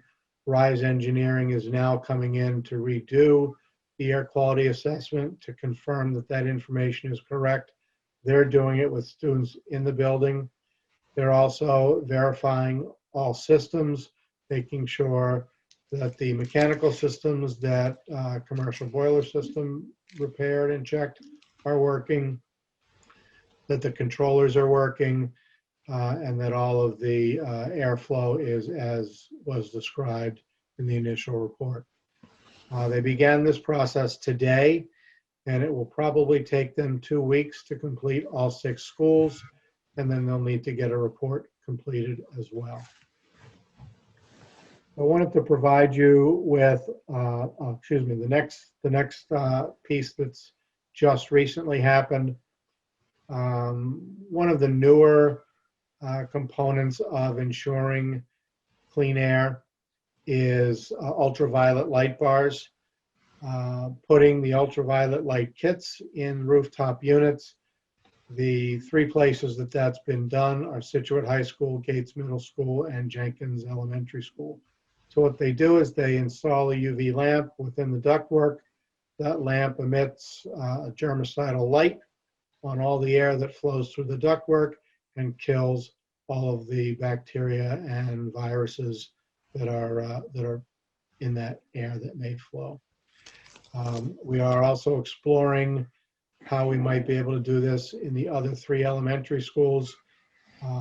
Their systems are a little older and are not conducive to putting the ultraviolet light in the rooftop unit, and to put them into a classroom is not as safe. So we're choosing not to do that and looking for an alternative.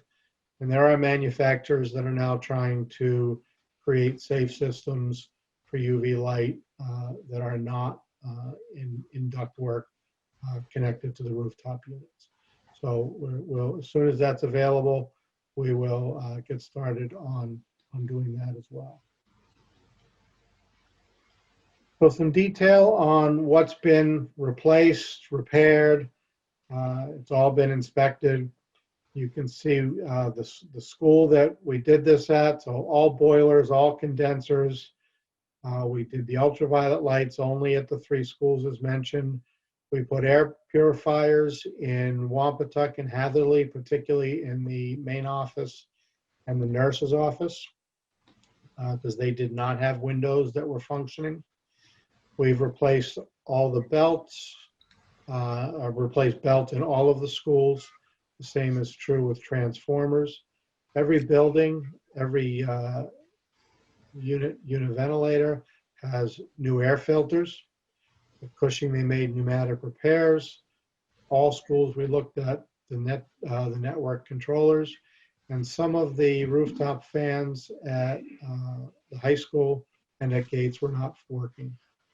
So the expense to do all of this work to this point through this past Friday is $386,935. All of that should be eligible for reimbursement through the Coronavirus Relief Fund, which is administered through the Plymouth County Commissioners. We're still submitting items as we go and as things arise going through the process. It is my hope that once we've gotten all of these submitted and the money has been reimbursed, I can provide you with a detailed budget update that will provide you with kind of a snapshot of where we are at that point in time. And I'm hopeful that that's going to be fairly soon, that we get approval on these other amounts and we can confidently put them back into our ledger account. That completes my report. If you have any questions, I'd be happy to entertain those. Wow. Dr. Dutch, I thought that, Mr. Burkhead's impressive goals and so on for the year, that he was not to be outdone, but, you're on a very close second right now. I don't even know where to begin. I know that this is just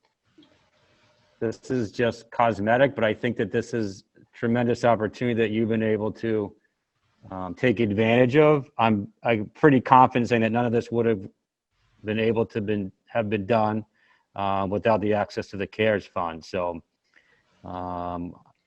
I guess in the midst of the pandemic, there is some good that can come out of it.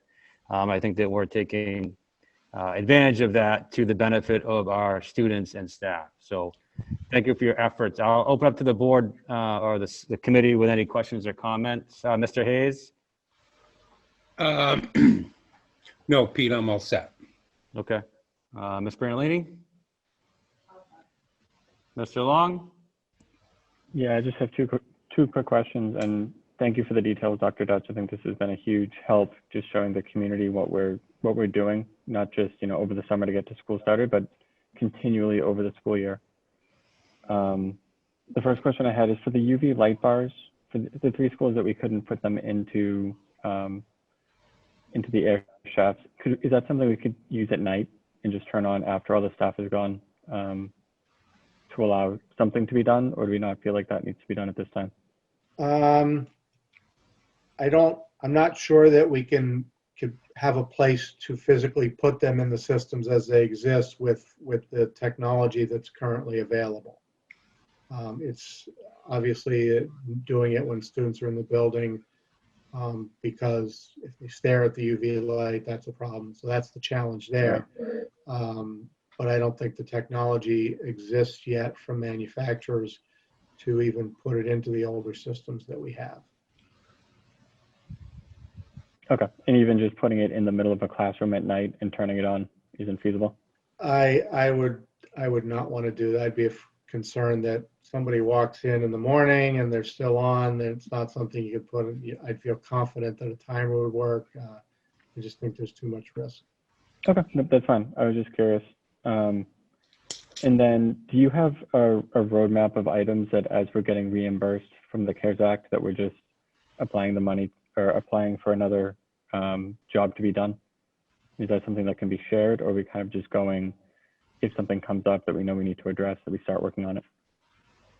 We've tried to take a proactive approach and anticipate what other projects may need to be done to ensure safety. There's very specific criteria for reimbursement under the Coronavirus Relief Fund. Additionally, all of that money has to be expended. You have to receive the services by the end of December. So there is a defined period of time that we have to get all of this done. We're trying to think about, how much are we using from a PPE perspective, from a chemical perspective for sanitizing, and pre-ordering those things so that we're sure that we have the supplies that we need throughout the school year. Because we envision this continuing on for quite a while, but the money itself won't be there past December 31st. Okay, great. Thank you.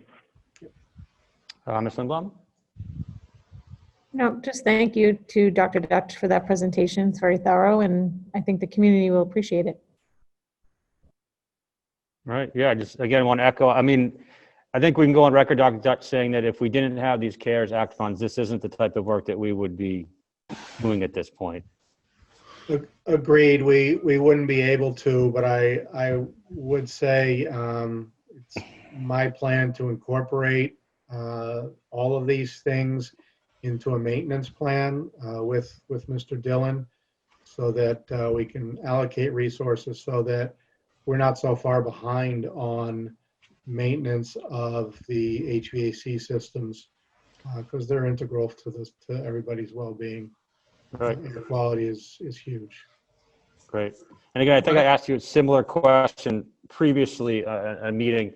Do you have experience with HVAC, or just as your role as a superintendent in your prior life? Yeah, just in my role as a superintendent previously, because we were effectively a municipality, I was responsible for oversight of the facility as well. Okay, great.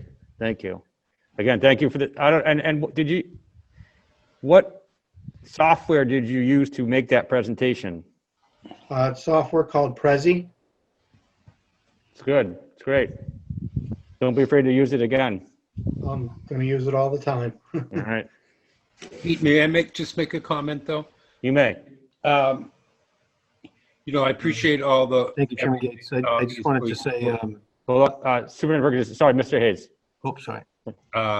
Appreciate all the work and the details. I do kind of disagree in one respect, in that without the COVID relief fund, I am sure that the town as a whole would have addressed most, if not all, of these things that we're doing, because I know that the health and safety of our students are upmost in not only the school department's thoughts, but the town side as well. So I do disagree a little bit that this would not be done without the relief fund.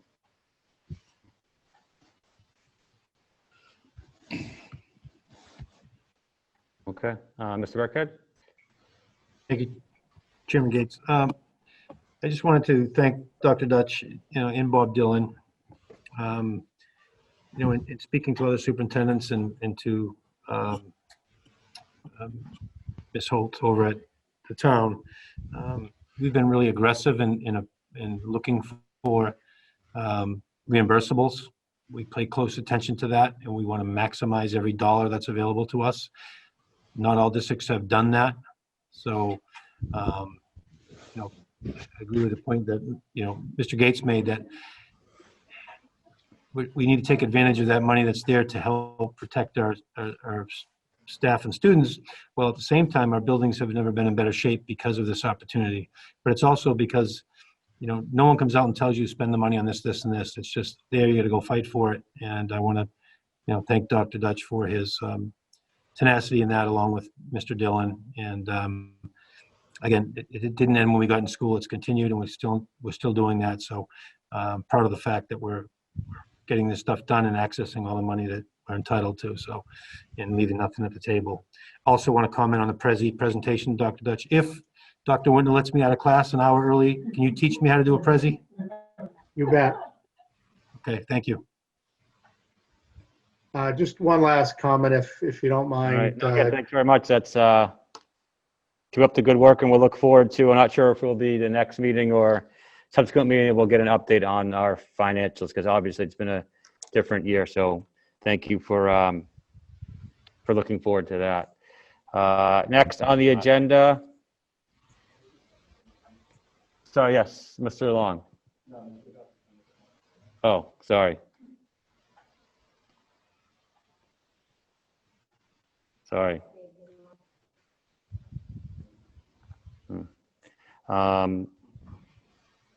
All right, moving on the agenda, the subcommittee reports, diversity, equity, and inclusion update. Miss Arnold. Thank you, Chairman Gates. So I'd first like to start off, I'm going to talk about the DEI subcommittee, but first I'd like to, as many people have done and are continuing to do, I'd like to apologize to the students and families of color, those students who have been marginalized for the racist occurrences and the comments, the racist commentaries and things that they've been subjected to. I can't imagine the hurt that you're feeling and have endured for years. We take it really seriously. We condemn racism and hatred in all forms. And we will, I think we're really mobilized for the first time. I think we've coalesced, and we really can affect real change and make some real growth. I'm going to tell you about the DEI subcommittee, and then Chair School Committee Woman Nicole Brandolini will follow up also. So just to explain the subcommittee, the Diversity, Equity, and Inclusion Subcommittee. It is a subcommittee of the school committee. So we are a policy committee of a subcommittee of the school committee. And when the DEI subcommittee formed, our responsibility, our charge was, and still is, to develop and propose an anti-racism resolution to the school committee, who would then vote to adopt or not, or send it back for edits or whatever. But that's our charge. We are charged to develop this document, this resolution. And this past week, I think it's important for everybody to understand that, because I think at our last meeting, even though we had talked about it the previous meeting and at the beginning of last meeting, that was our charge. There's so much emotion and so much hurt, and people wanted to talk about it. And I'm sure it's kind of frustrating for people that I said, no, that's not why we're here. This is our job. But that doesn't mean we can't do something in the future apart from this subcommittee. Because as a parent, we need to have some sort of a community forum or where people can come together. It should be facilitated by someone who has experience with facilitating and leading these kinds of community forums. We need to do that. And so we are working on trying to put that together now so that we can hold that in the not too distant future. That's our goal. I also wanted you to know, I've heard a lot about diversity audit. And last year, we, as a response to the tiered monitoring systems of support, which is a DESE department, we had to conduct an institutional self-assessment. And basically it was all about acceptance of diverse groups. Do you feel accepted? Do you feel safe at school? What has been your experience? Do you have an adult who understands you? We had that, we did that last year, and we did it with parents, students, and staff. And we will do that again this year because that was our baseline data. And so this year we need to do it again. And the other thing that we've been doing is an equity audit of our books. Actually, equity inventory is a better term. So the departments of social studies and literacy, English language arts, have audited the book listings to see what the representation is across our literature, what kids read, our curriculum, and also across our curriculum, rather. So I just wanted to bring people up to date that, you know, a lot of these things we do behind the scenes and people might not necessarily know that, but that's my goal, to make sure that people know all these things and are able to ask questions. And we will certainly share all of our findings periodically with the committee.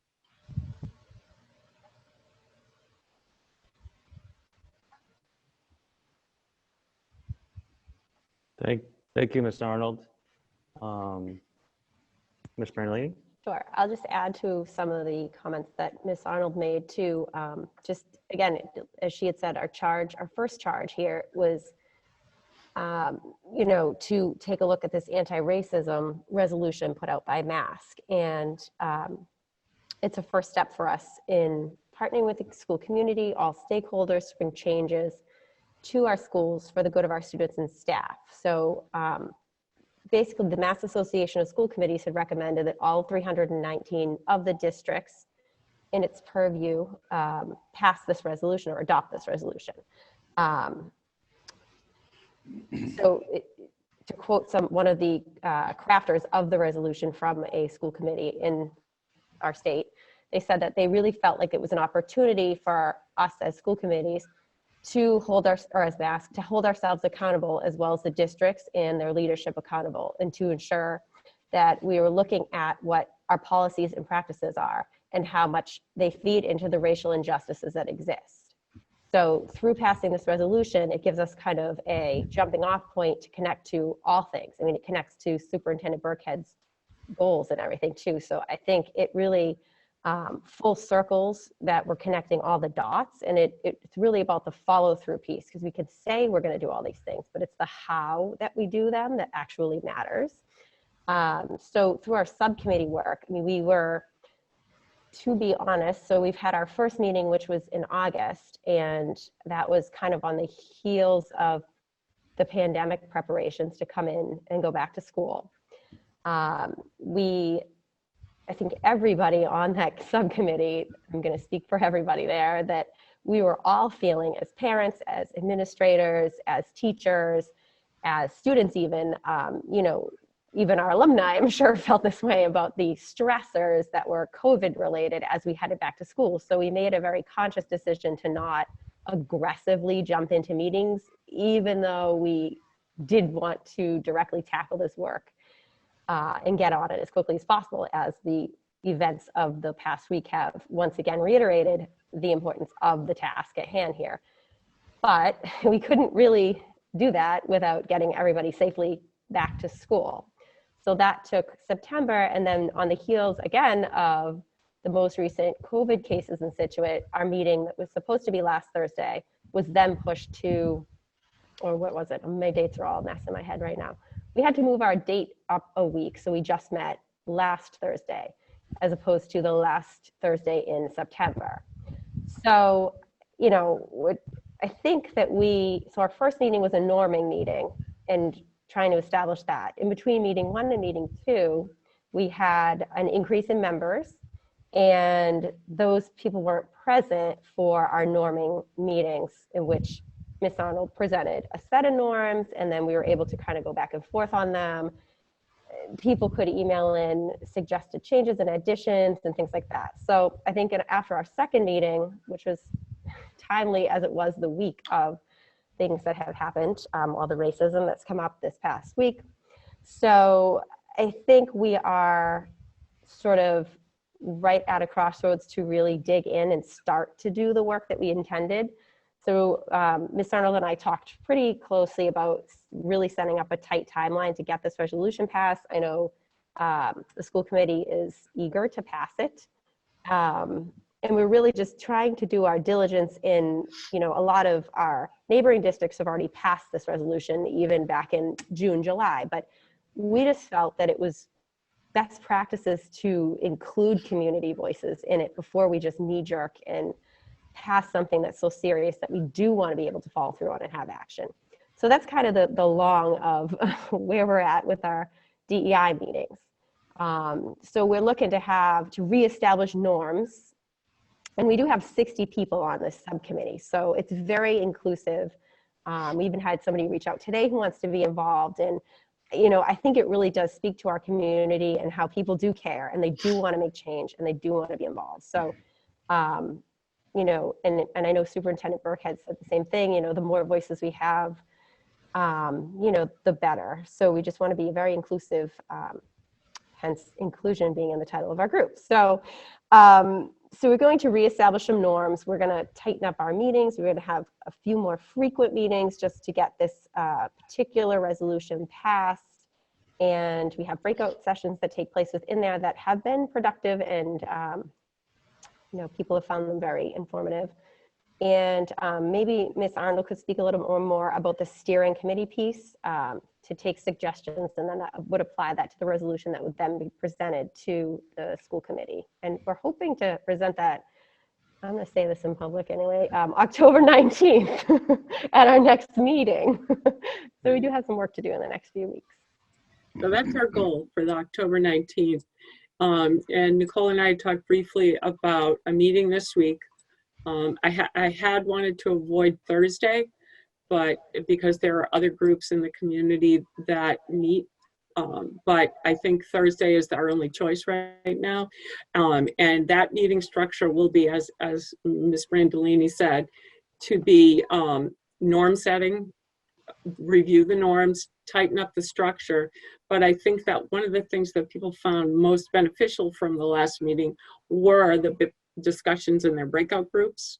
So the way we envision it, the structure will be sort of that short introduction, norming, and then most of the time spent in breakout groups, and then not reconvening as a large group. So that's our plan. And then we will schedule one for next week. My thought is next Tuesday, the following Tuesday. So this Thursday, looking at my calendar, the 8th. The 8th, yeah. And then the following Tuesday, the 13th. Wednesday and Thursday evenings in Scituate seem to be tough ones because there are a lot of really inclusive, a lot of groups with people that should be part of this. I feel very strongly, and they do too, should be part of this subcommittee. And so Ms. Brandolini asked about the steering committee. And so what it is under a subcommittee, you would have an advisory team. And so the advisory team is a smaller group of people, and they're typically made up of district or school committee people who can take all of the work of the large group, bring it together, and then make a cogent document, presentation, whatever, for the school committee when we come to that. So that's a smaller group, all district personnel, and that's intentional. That is the structure of those sorts of committees. Great, thank you both for that. I think that obviously this is a very timely discussion. Lots going on, but this is really the root of the issues that we're dealing with in addition to the pandemic. So this is important work. I know the group is growing larger than we probably would have anticipated. I think that's a good thing. It sounds like you have the ability to manage that along with the steering committee. So thank you for that. Any questions from the school committee or comments? Add one more thing too, Peter. Sure. I think this is a question for school committee. I think the long-term purpose or goal of our group, I think we need to kind of define more. So if is this something that we're going to meet? So once we pass this, we do this resolution task. I know we've discussed in public the task of looking at the calendar and looking at holidays, particularly to the discussion around Indigenous Peoples Day. You know, like Ms. Arnold said, curriculum-based questions and inclusivity and book audits and things. I think we need to decide, or not decide, but you know, give direction to it a little bit more. So it's like, because it is a brand new subcommittee. So, you know, maybe we look into other towns that have had a subcommittee like this. I guess, you know, is this an ongoing thing that we should be meeting monthly and constantly looking for things, or are we going to be tasked with things to dig into and look at? I think that members would appreciate direction on that, and I didn't feel comfortable. I want to speak for Jen, but I mean, I think we just need a little bit more as the five of us to clarify sort of what our thoughts are on that. I don't know if you guys have any thoughts about it. I have some initial thoughts. I think that actually, Ms. Bernilli, you were the Oh, wait. No, I have to give credit to. I have an idea. Doesn't mean that I have an actual plan. No. Don't you guys know me yet? No, my intent was that Ms. Bernilli's been the main driver on the DEI, and she was, you know, the main author of the statement that we read. So I want to give her kudos for that. In terms of this committee, in my mind, the initial goal was to create the resolution, but not the only goal. Yeah. I think that was just a timely issue that we were trying to tackle and that we needed some definite answers on. In my mind, I was envisioning it was a regular committee that would come up with appropriate or new ways to address some of the issues that the schools were faced with. So I think that obviously, as you mentioned, the naming of the holidays is one. But then, you know, I think that the committee itself could probably come up with items that they feel are important with the district and talk about. I do think it would be a regular committee, you know, monthly. You know, right now you're meeting more than monthly, but I would imagine that it would probably be something like a monthly meeting that you would continue to have. Ms. Arnold. So I just wanted to mention that it's a policy subcommittee, right? So the policy subcommittee is supposed to help the school committee look at, you know, maybe develop a policy, refine a policy, whatever. And that's the work of the subcommittee policy. And it seems to me, and I'm no expert, it seems to me that what you're looking for is a diversity, equity, and inclusion group that goes on to do those other things that aren't policy. That's just my... Yeah, I think that as a committee, we probably need to discuss it to give you your roles and all this. Obviously, there's a tremendous amount of interest in it, so I'd hate to gather all of these folks, these 60 folks, have them create the anti-resolution, and then be done. I don't think that that's really why folks are getting involved. Again, in my mind, I guess I wasn't certain that that it was just a policy subcommittee, so maybe we need to add that to our future agenda as you guys work towards your resolution, and we can provide some commentary on what we expect out of this, or maybe we rename it to DEI, you know, and just rename it after this policy is created. Just take away subcommittee. Yeah, so Right. we'll redefine that, but make sure. But again, with all the interest in Yes. this group, we certainly don't want to disband it once the resolution is done. That's not really, that wasn't the sole intent. It was just the initial intent, at least in my mind. Correct. I agree. I totally agree. It's a lot of motivated So people. let's put it, we'll put it for our next agenda item, and we'll discuss it in detail and make sure we give you guys more info surrounding our expectations. All right, any other questions or comments? Yeah, Peter, I just want to reiterate what you said. I mean, to me, this is a committee that's going to last not just this year, but probably into the coming years, and it's something that just constantly stays with our school committee. I mean, to me, maybe it's something we talk about, but I mean, I was half expecting to hear some kind of short, medium, and long-term goals for the committee. What can we hit right away? And there's a lot of the emails that we've gotten over the past couple of weeks is just, you know, what's the outlet for staff and students to be able to raise an issue and be able to immediately go to the building principal, the superintendent, whoever it is, to just, you know, say, I saw this, we need to solve it now and not necessarily wait. I mean, I came up with 7 items that, to me, this committee should be covering outside of just policy. So I think, you know, I think there's some good work being done with the anti-racism resolution, but at the end of the day, there's a lot of things that this committee can hit. And I'm glad to hear that you're breaking out into subgroups. And I think each one can take on some of these tasks and start addressing them.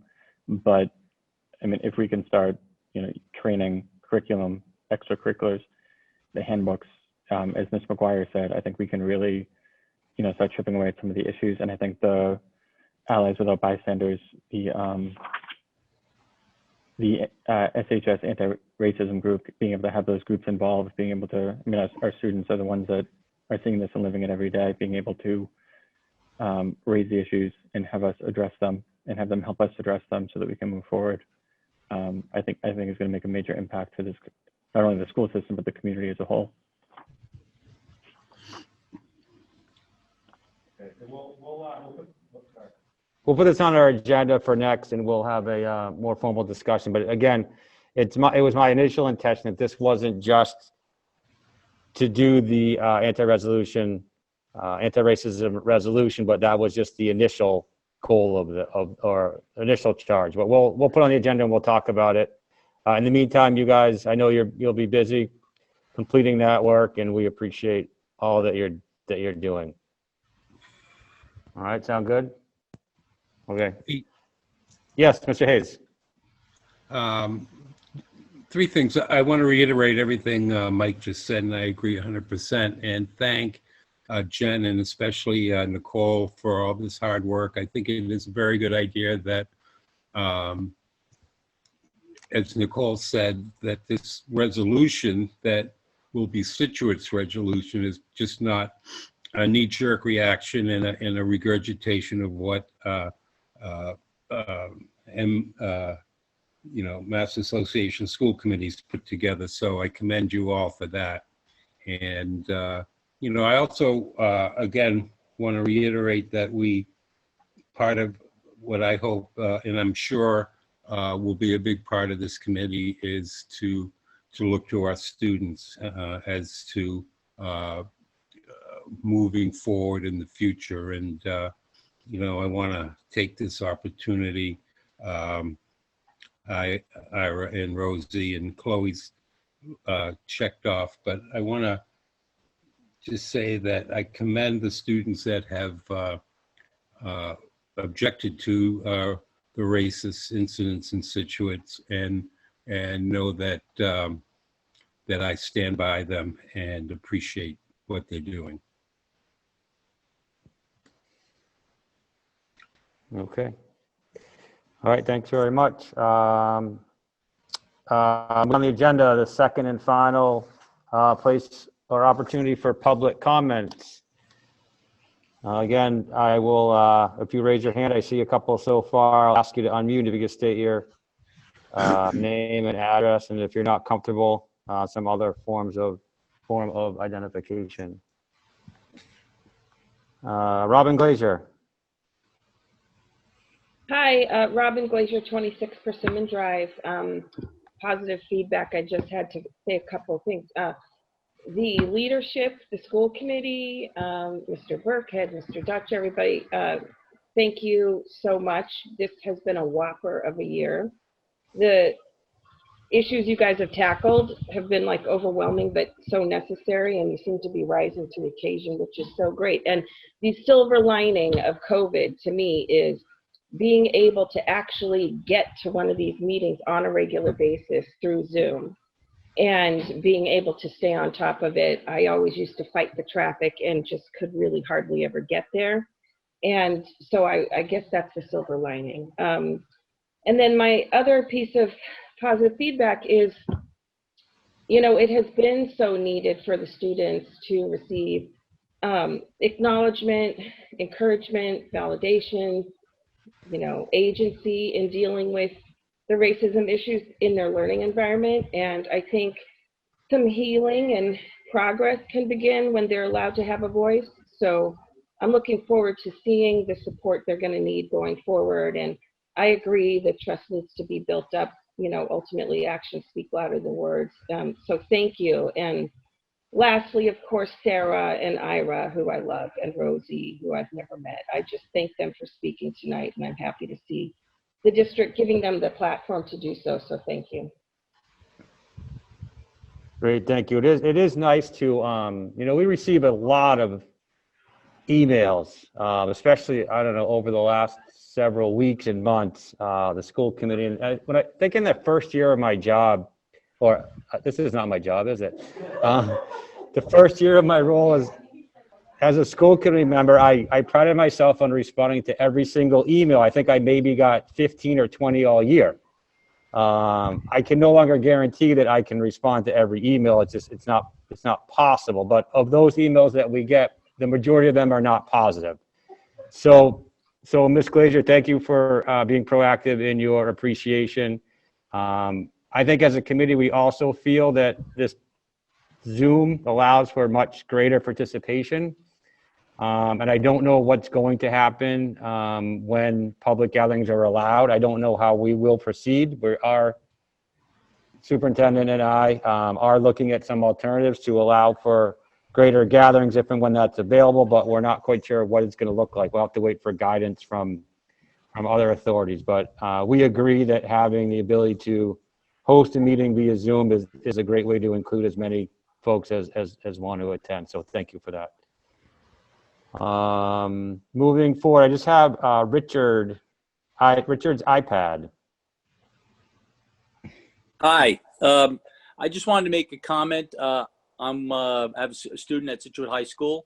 I participate in the DEI committee, and I just wanted to say that I'd like the concern I expressed more balance in the kinds of books that are used by the committee and recommended as a means to address systemic racism or racism and to try and solve it.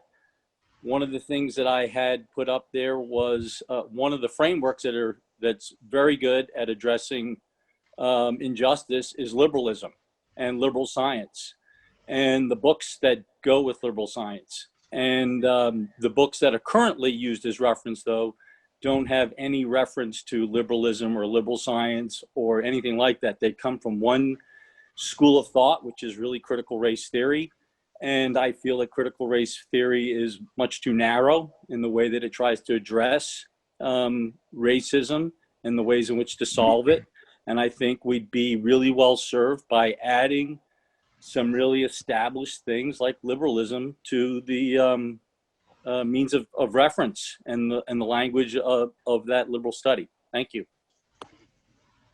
Thank you for those comments. Next up is Elizabeth Morgan. Thank you, Peter. I just want to say thank you to the administrators, Mr. Burkhead, Ms. Arnold, Ms. Lindblom on school committee, and also Dr. McGuire for meeting with a small group of us today who were deeply affected by what happened this week. And I also want to thank Rosie and Sarah, former students, who I'm so proud of, and Ira, who I know as well through my daughter. Thank you for standing up for the kids. I think that's who we really need to listen to. So thank you, everybody. That's it. Thank you. If you, sorry, just Ms. Dorgan, if you could just state your name, but your affiliation. Sorry, I lost you. She's muted, Pete. I'm back. I'm Elizabeth Dorgan, Carver Avenue, Scituate. I have 2 daughters in the school system, and I'm an educator here as well. Great, thank you. You're Again, welcome. this is just for the notes, and again, if you're not comfortable stating your identity, we can come up with an alternative solution. Thank you. All right, Rosemary Tersha. I'm not sure. Am I supposed to state my address? I didn't know if I count as like public or not. You absolutely count. If you are comfortable with your name and address, yes. If not, well, we know your name, we can see it, and just the school you attend.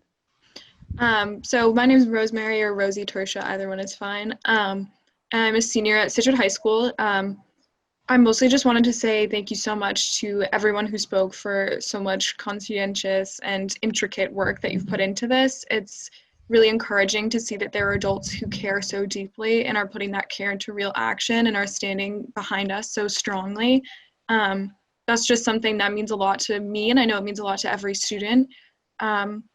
And I have to go do my homework now, but thank you so much for having me. I just wanted to say bye. I didn't want to just leave, but I'm looking forward to getting to know everyone and sharing my thoughts and hearing yours over the course of this time. So thank you so much for having me, and I'm really looking forward to this. That's all. Great, thank you very much. Look forward to seeing you on the 19th. Yes, yeah. Our next meeting, 19th. Yes. Thank you. Thank you. Next up is Ira Zusti.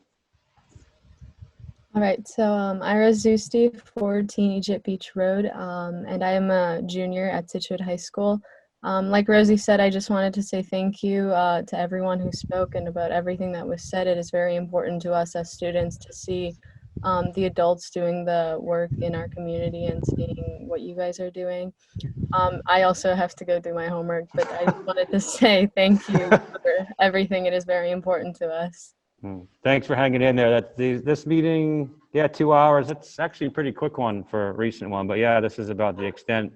And don't feel obligated to stay for the entire meetings in the future if you're presenting in the beginning. So thank you for introducing yourself and for your words. Thank you. Chloe Vitale. Hi, I'm Chloe Vitale. I live in 14 Lads Way in Scituate. I'm a senior at the high school this year. And I just I'm going to reiterate a lot of what my peers said. It's really nice to see all of these adults kind of commit themselves and recommit themselves and just kind of reiterate their commitment to this cause and to kind of put their support behind students. I think that that's really, really important. And I also have to go do my homework like everybody else on this call, but I just wanted to say thank you for that. And I wanted to say that I'm excited to see where all of this goes. Great, thank you. Thank you, Chloe. Thank you. All right, seeing no other hands raised, we will move on to the final stages of our agenda. Correspondence. We didn't have any official correspondence. However, I just wanted to make sure that all school committee members did receive the most recent mailing from MASC. I didn't bring it with me, but it has several, I think, interesting opportunities for us to join some of their conference material via Zoom. There's some information on superintendent evaluation process, Chapter 70 funding, and so on. And the fact that we can join via Zoom with no expense, I think I'm going to make an effort to try to attend one of those at some point. Just want to make sure you all saw that. Next up are warrants. Dr. Dutch.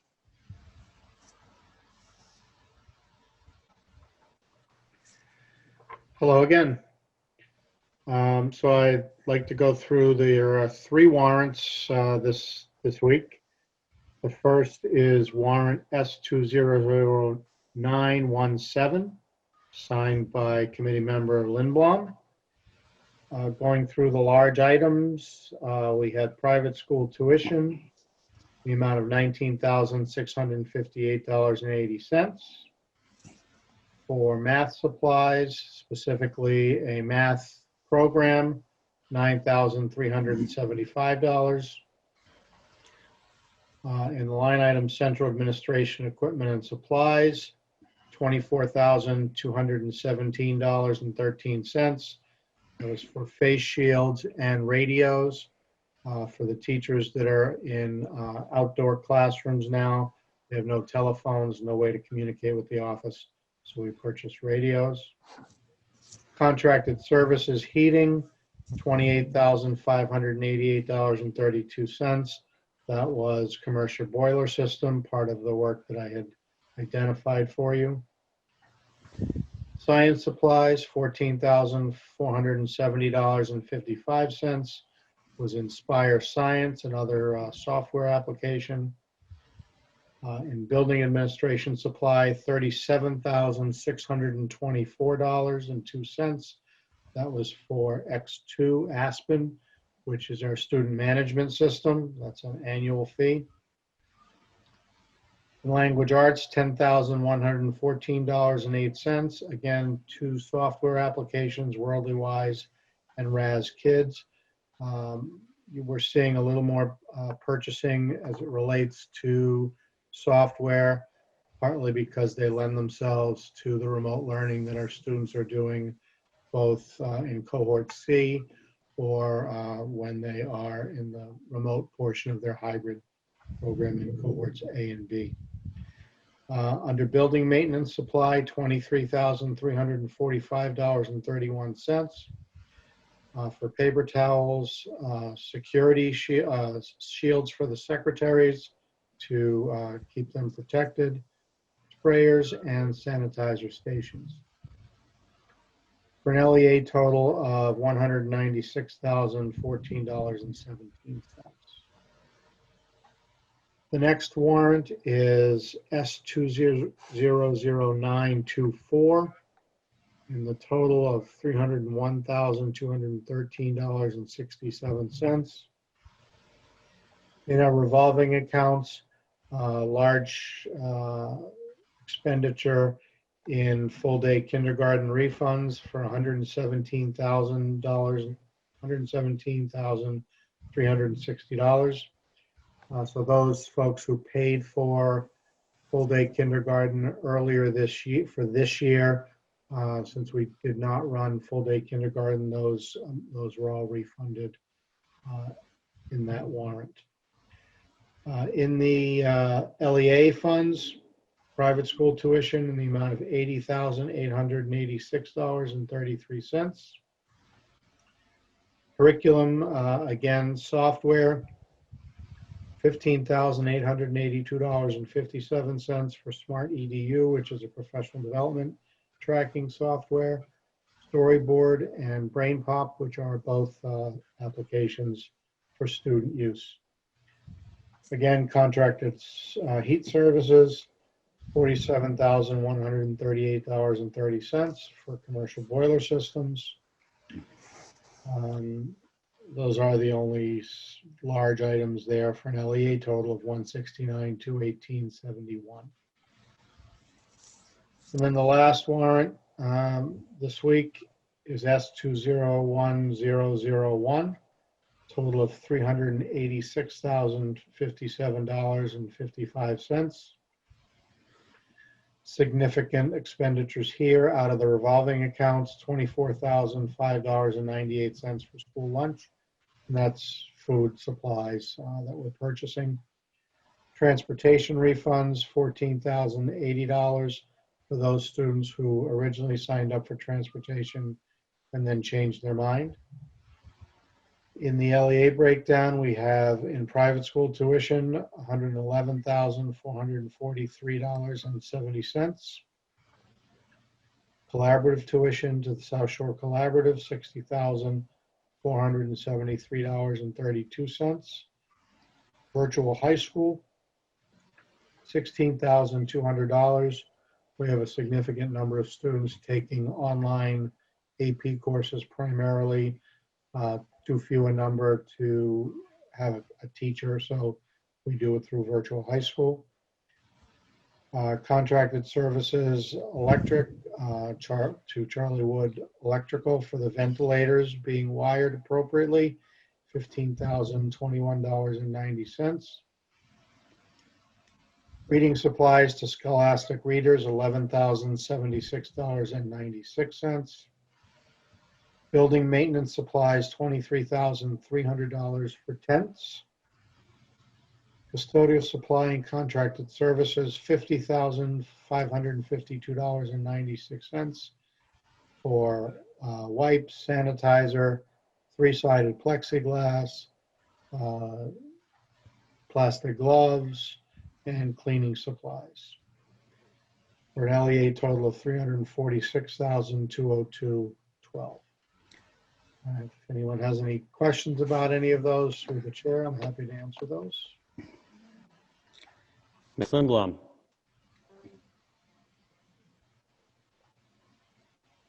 I just have a question on the first warrant. Can you just read again what you had for building admin supply? $37,264.02. Okay, thank you. All right. Bob, it's tough to end that on that report after your first report was so riveting. Mike, you took the words right out of my mouth. I had to wake up and the lights went out. The lights went out during that reading. Yeah, money's not exciting, too exciting to talk about. I think we need to especially when you're spending company, though. But it's very obviously important. But Right. Yeah. Agreed. One of the lights went out in our classroom here to make sure the utility company's been paid. They are paid, All right. guaranteed. All right. All right. No, thank you. Yeah, that wasn't that exciting, but we like it. It was good. Well, I think what's important to note is there are some large ticket items in there. You're seeing some expenditures within areas like software that are direct student benefit services, which I think are important. Obviously, taking care of the facility is important for student benefit as well, but I think the instructional pieces are what I find interesting when we're spending on kids. Yep. And again, I think that the real excitement will be whenever you and Superintendent Burkhead feel it appropriate to give us that first financial update, end of October or November. That will be exciting. Great. So thank you for that. Any other business? Peter, can I mention the master plan advisory Yes. meeting? Because I'm the school committee rep on the master plan advisory committee, and they have a workshop on October 13th at 7 p.m. at Zoom, and the link is on the town website. I believe you have to register for the Zoom. So encourage anybody who wants to participate in the future Scituate to attend that. That's it. All right. Any other business? Only thing I would mention is I know that every week we do have the town has their weekly update. It originally was for COVID, but it's a pretty good overview of what's going on in the town in a couple of minutes. And then Superintendent Burkhead also gives a brief overview as well. Generally, a school committee member will also attend. If there are any school committee members that would like to attend the next one, which is Tuesday, please let me know. And other than that, any other questions or comments? Future agenda items. Our next meeting is October 19th. We anticipate having an executive session at some point on that day or prior to. And then we'll also put on DEI expectations so that the work of that committee can continue. If nothing else, I would entertain a motion to adjourn at 8:21 p.m. So moved. Motion by Mr. Hayes, Second. second by Mr. Long. Roll call vote. Gates, yes. Lindblom, Yes. Brandolini, Yes. Hayes, Yes. Long. Yes. Meeting is adjourned. Thank you.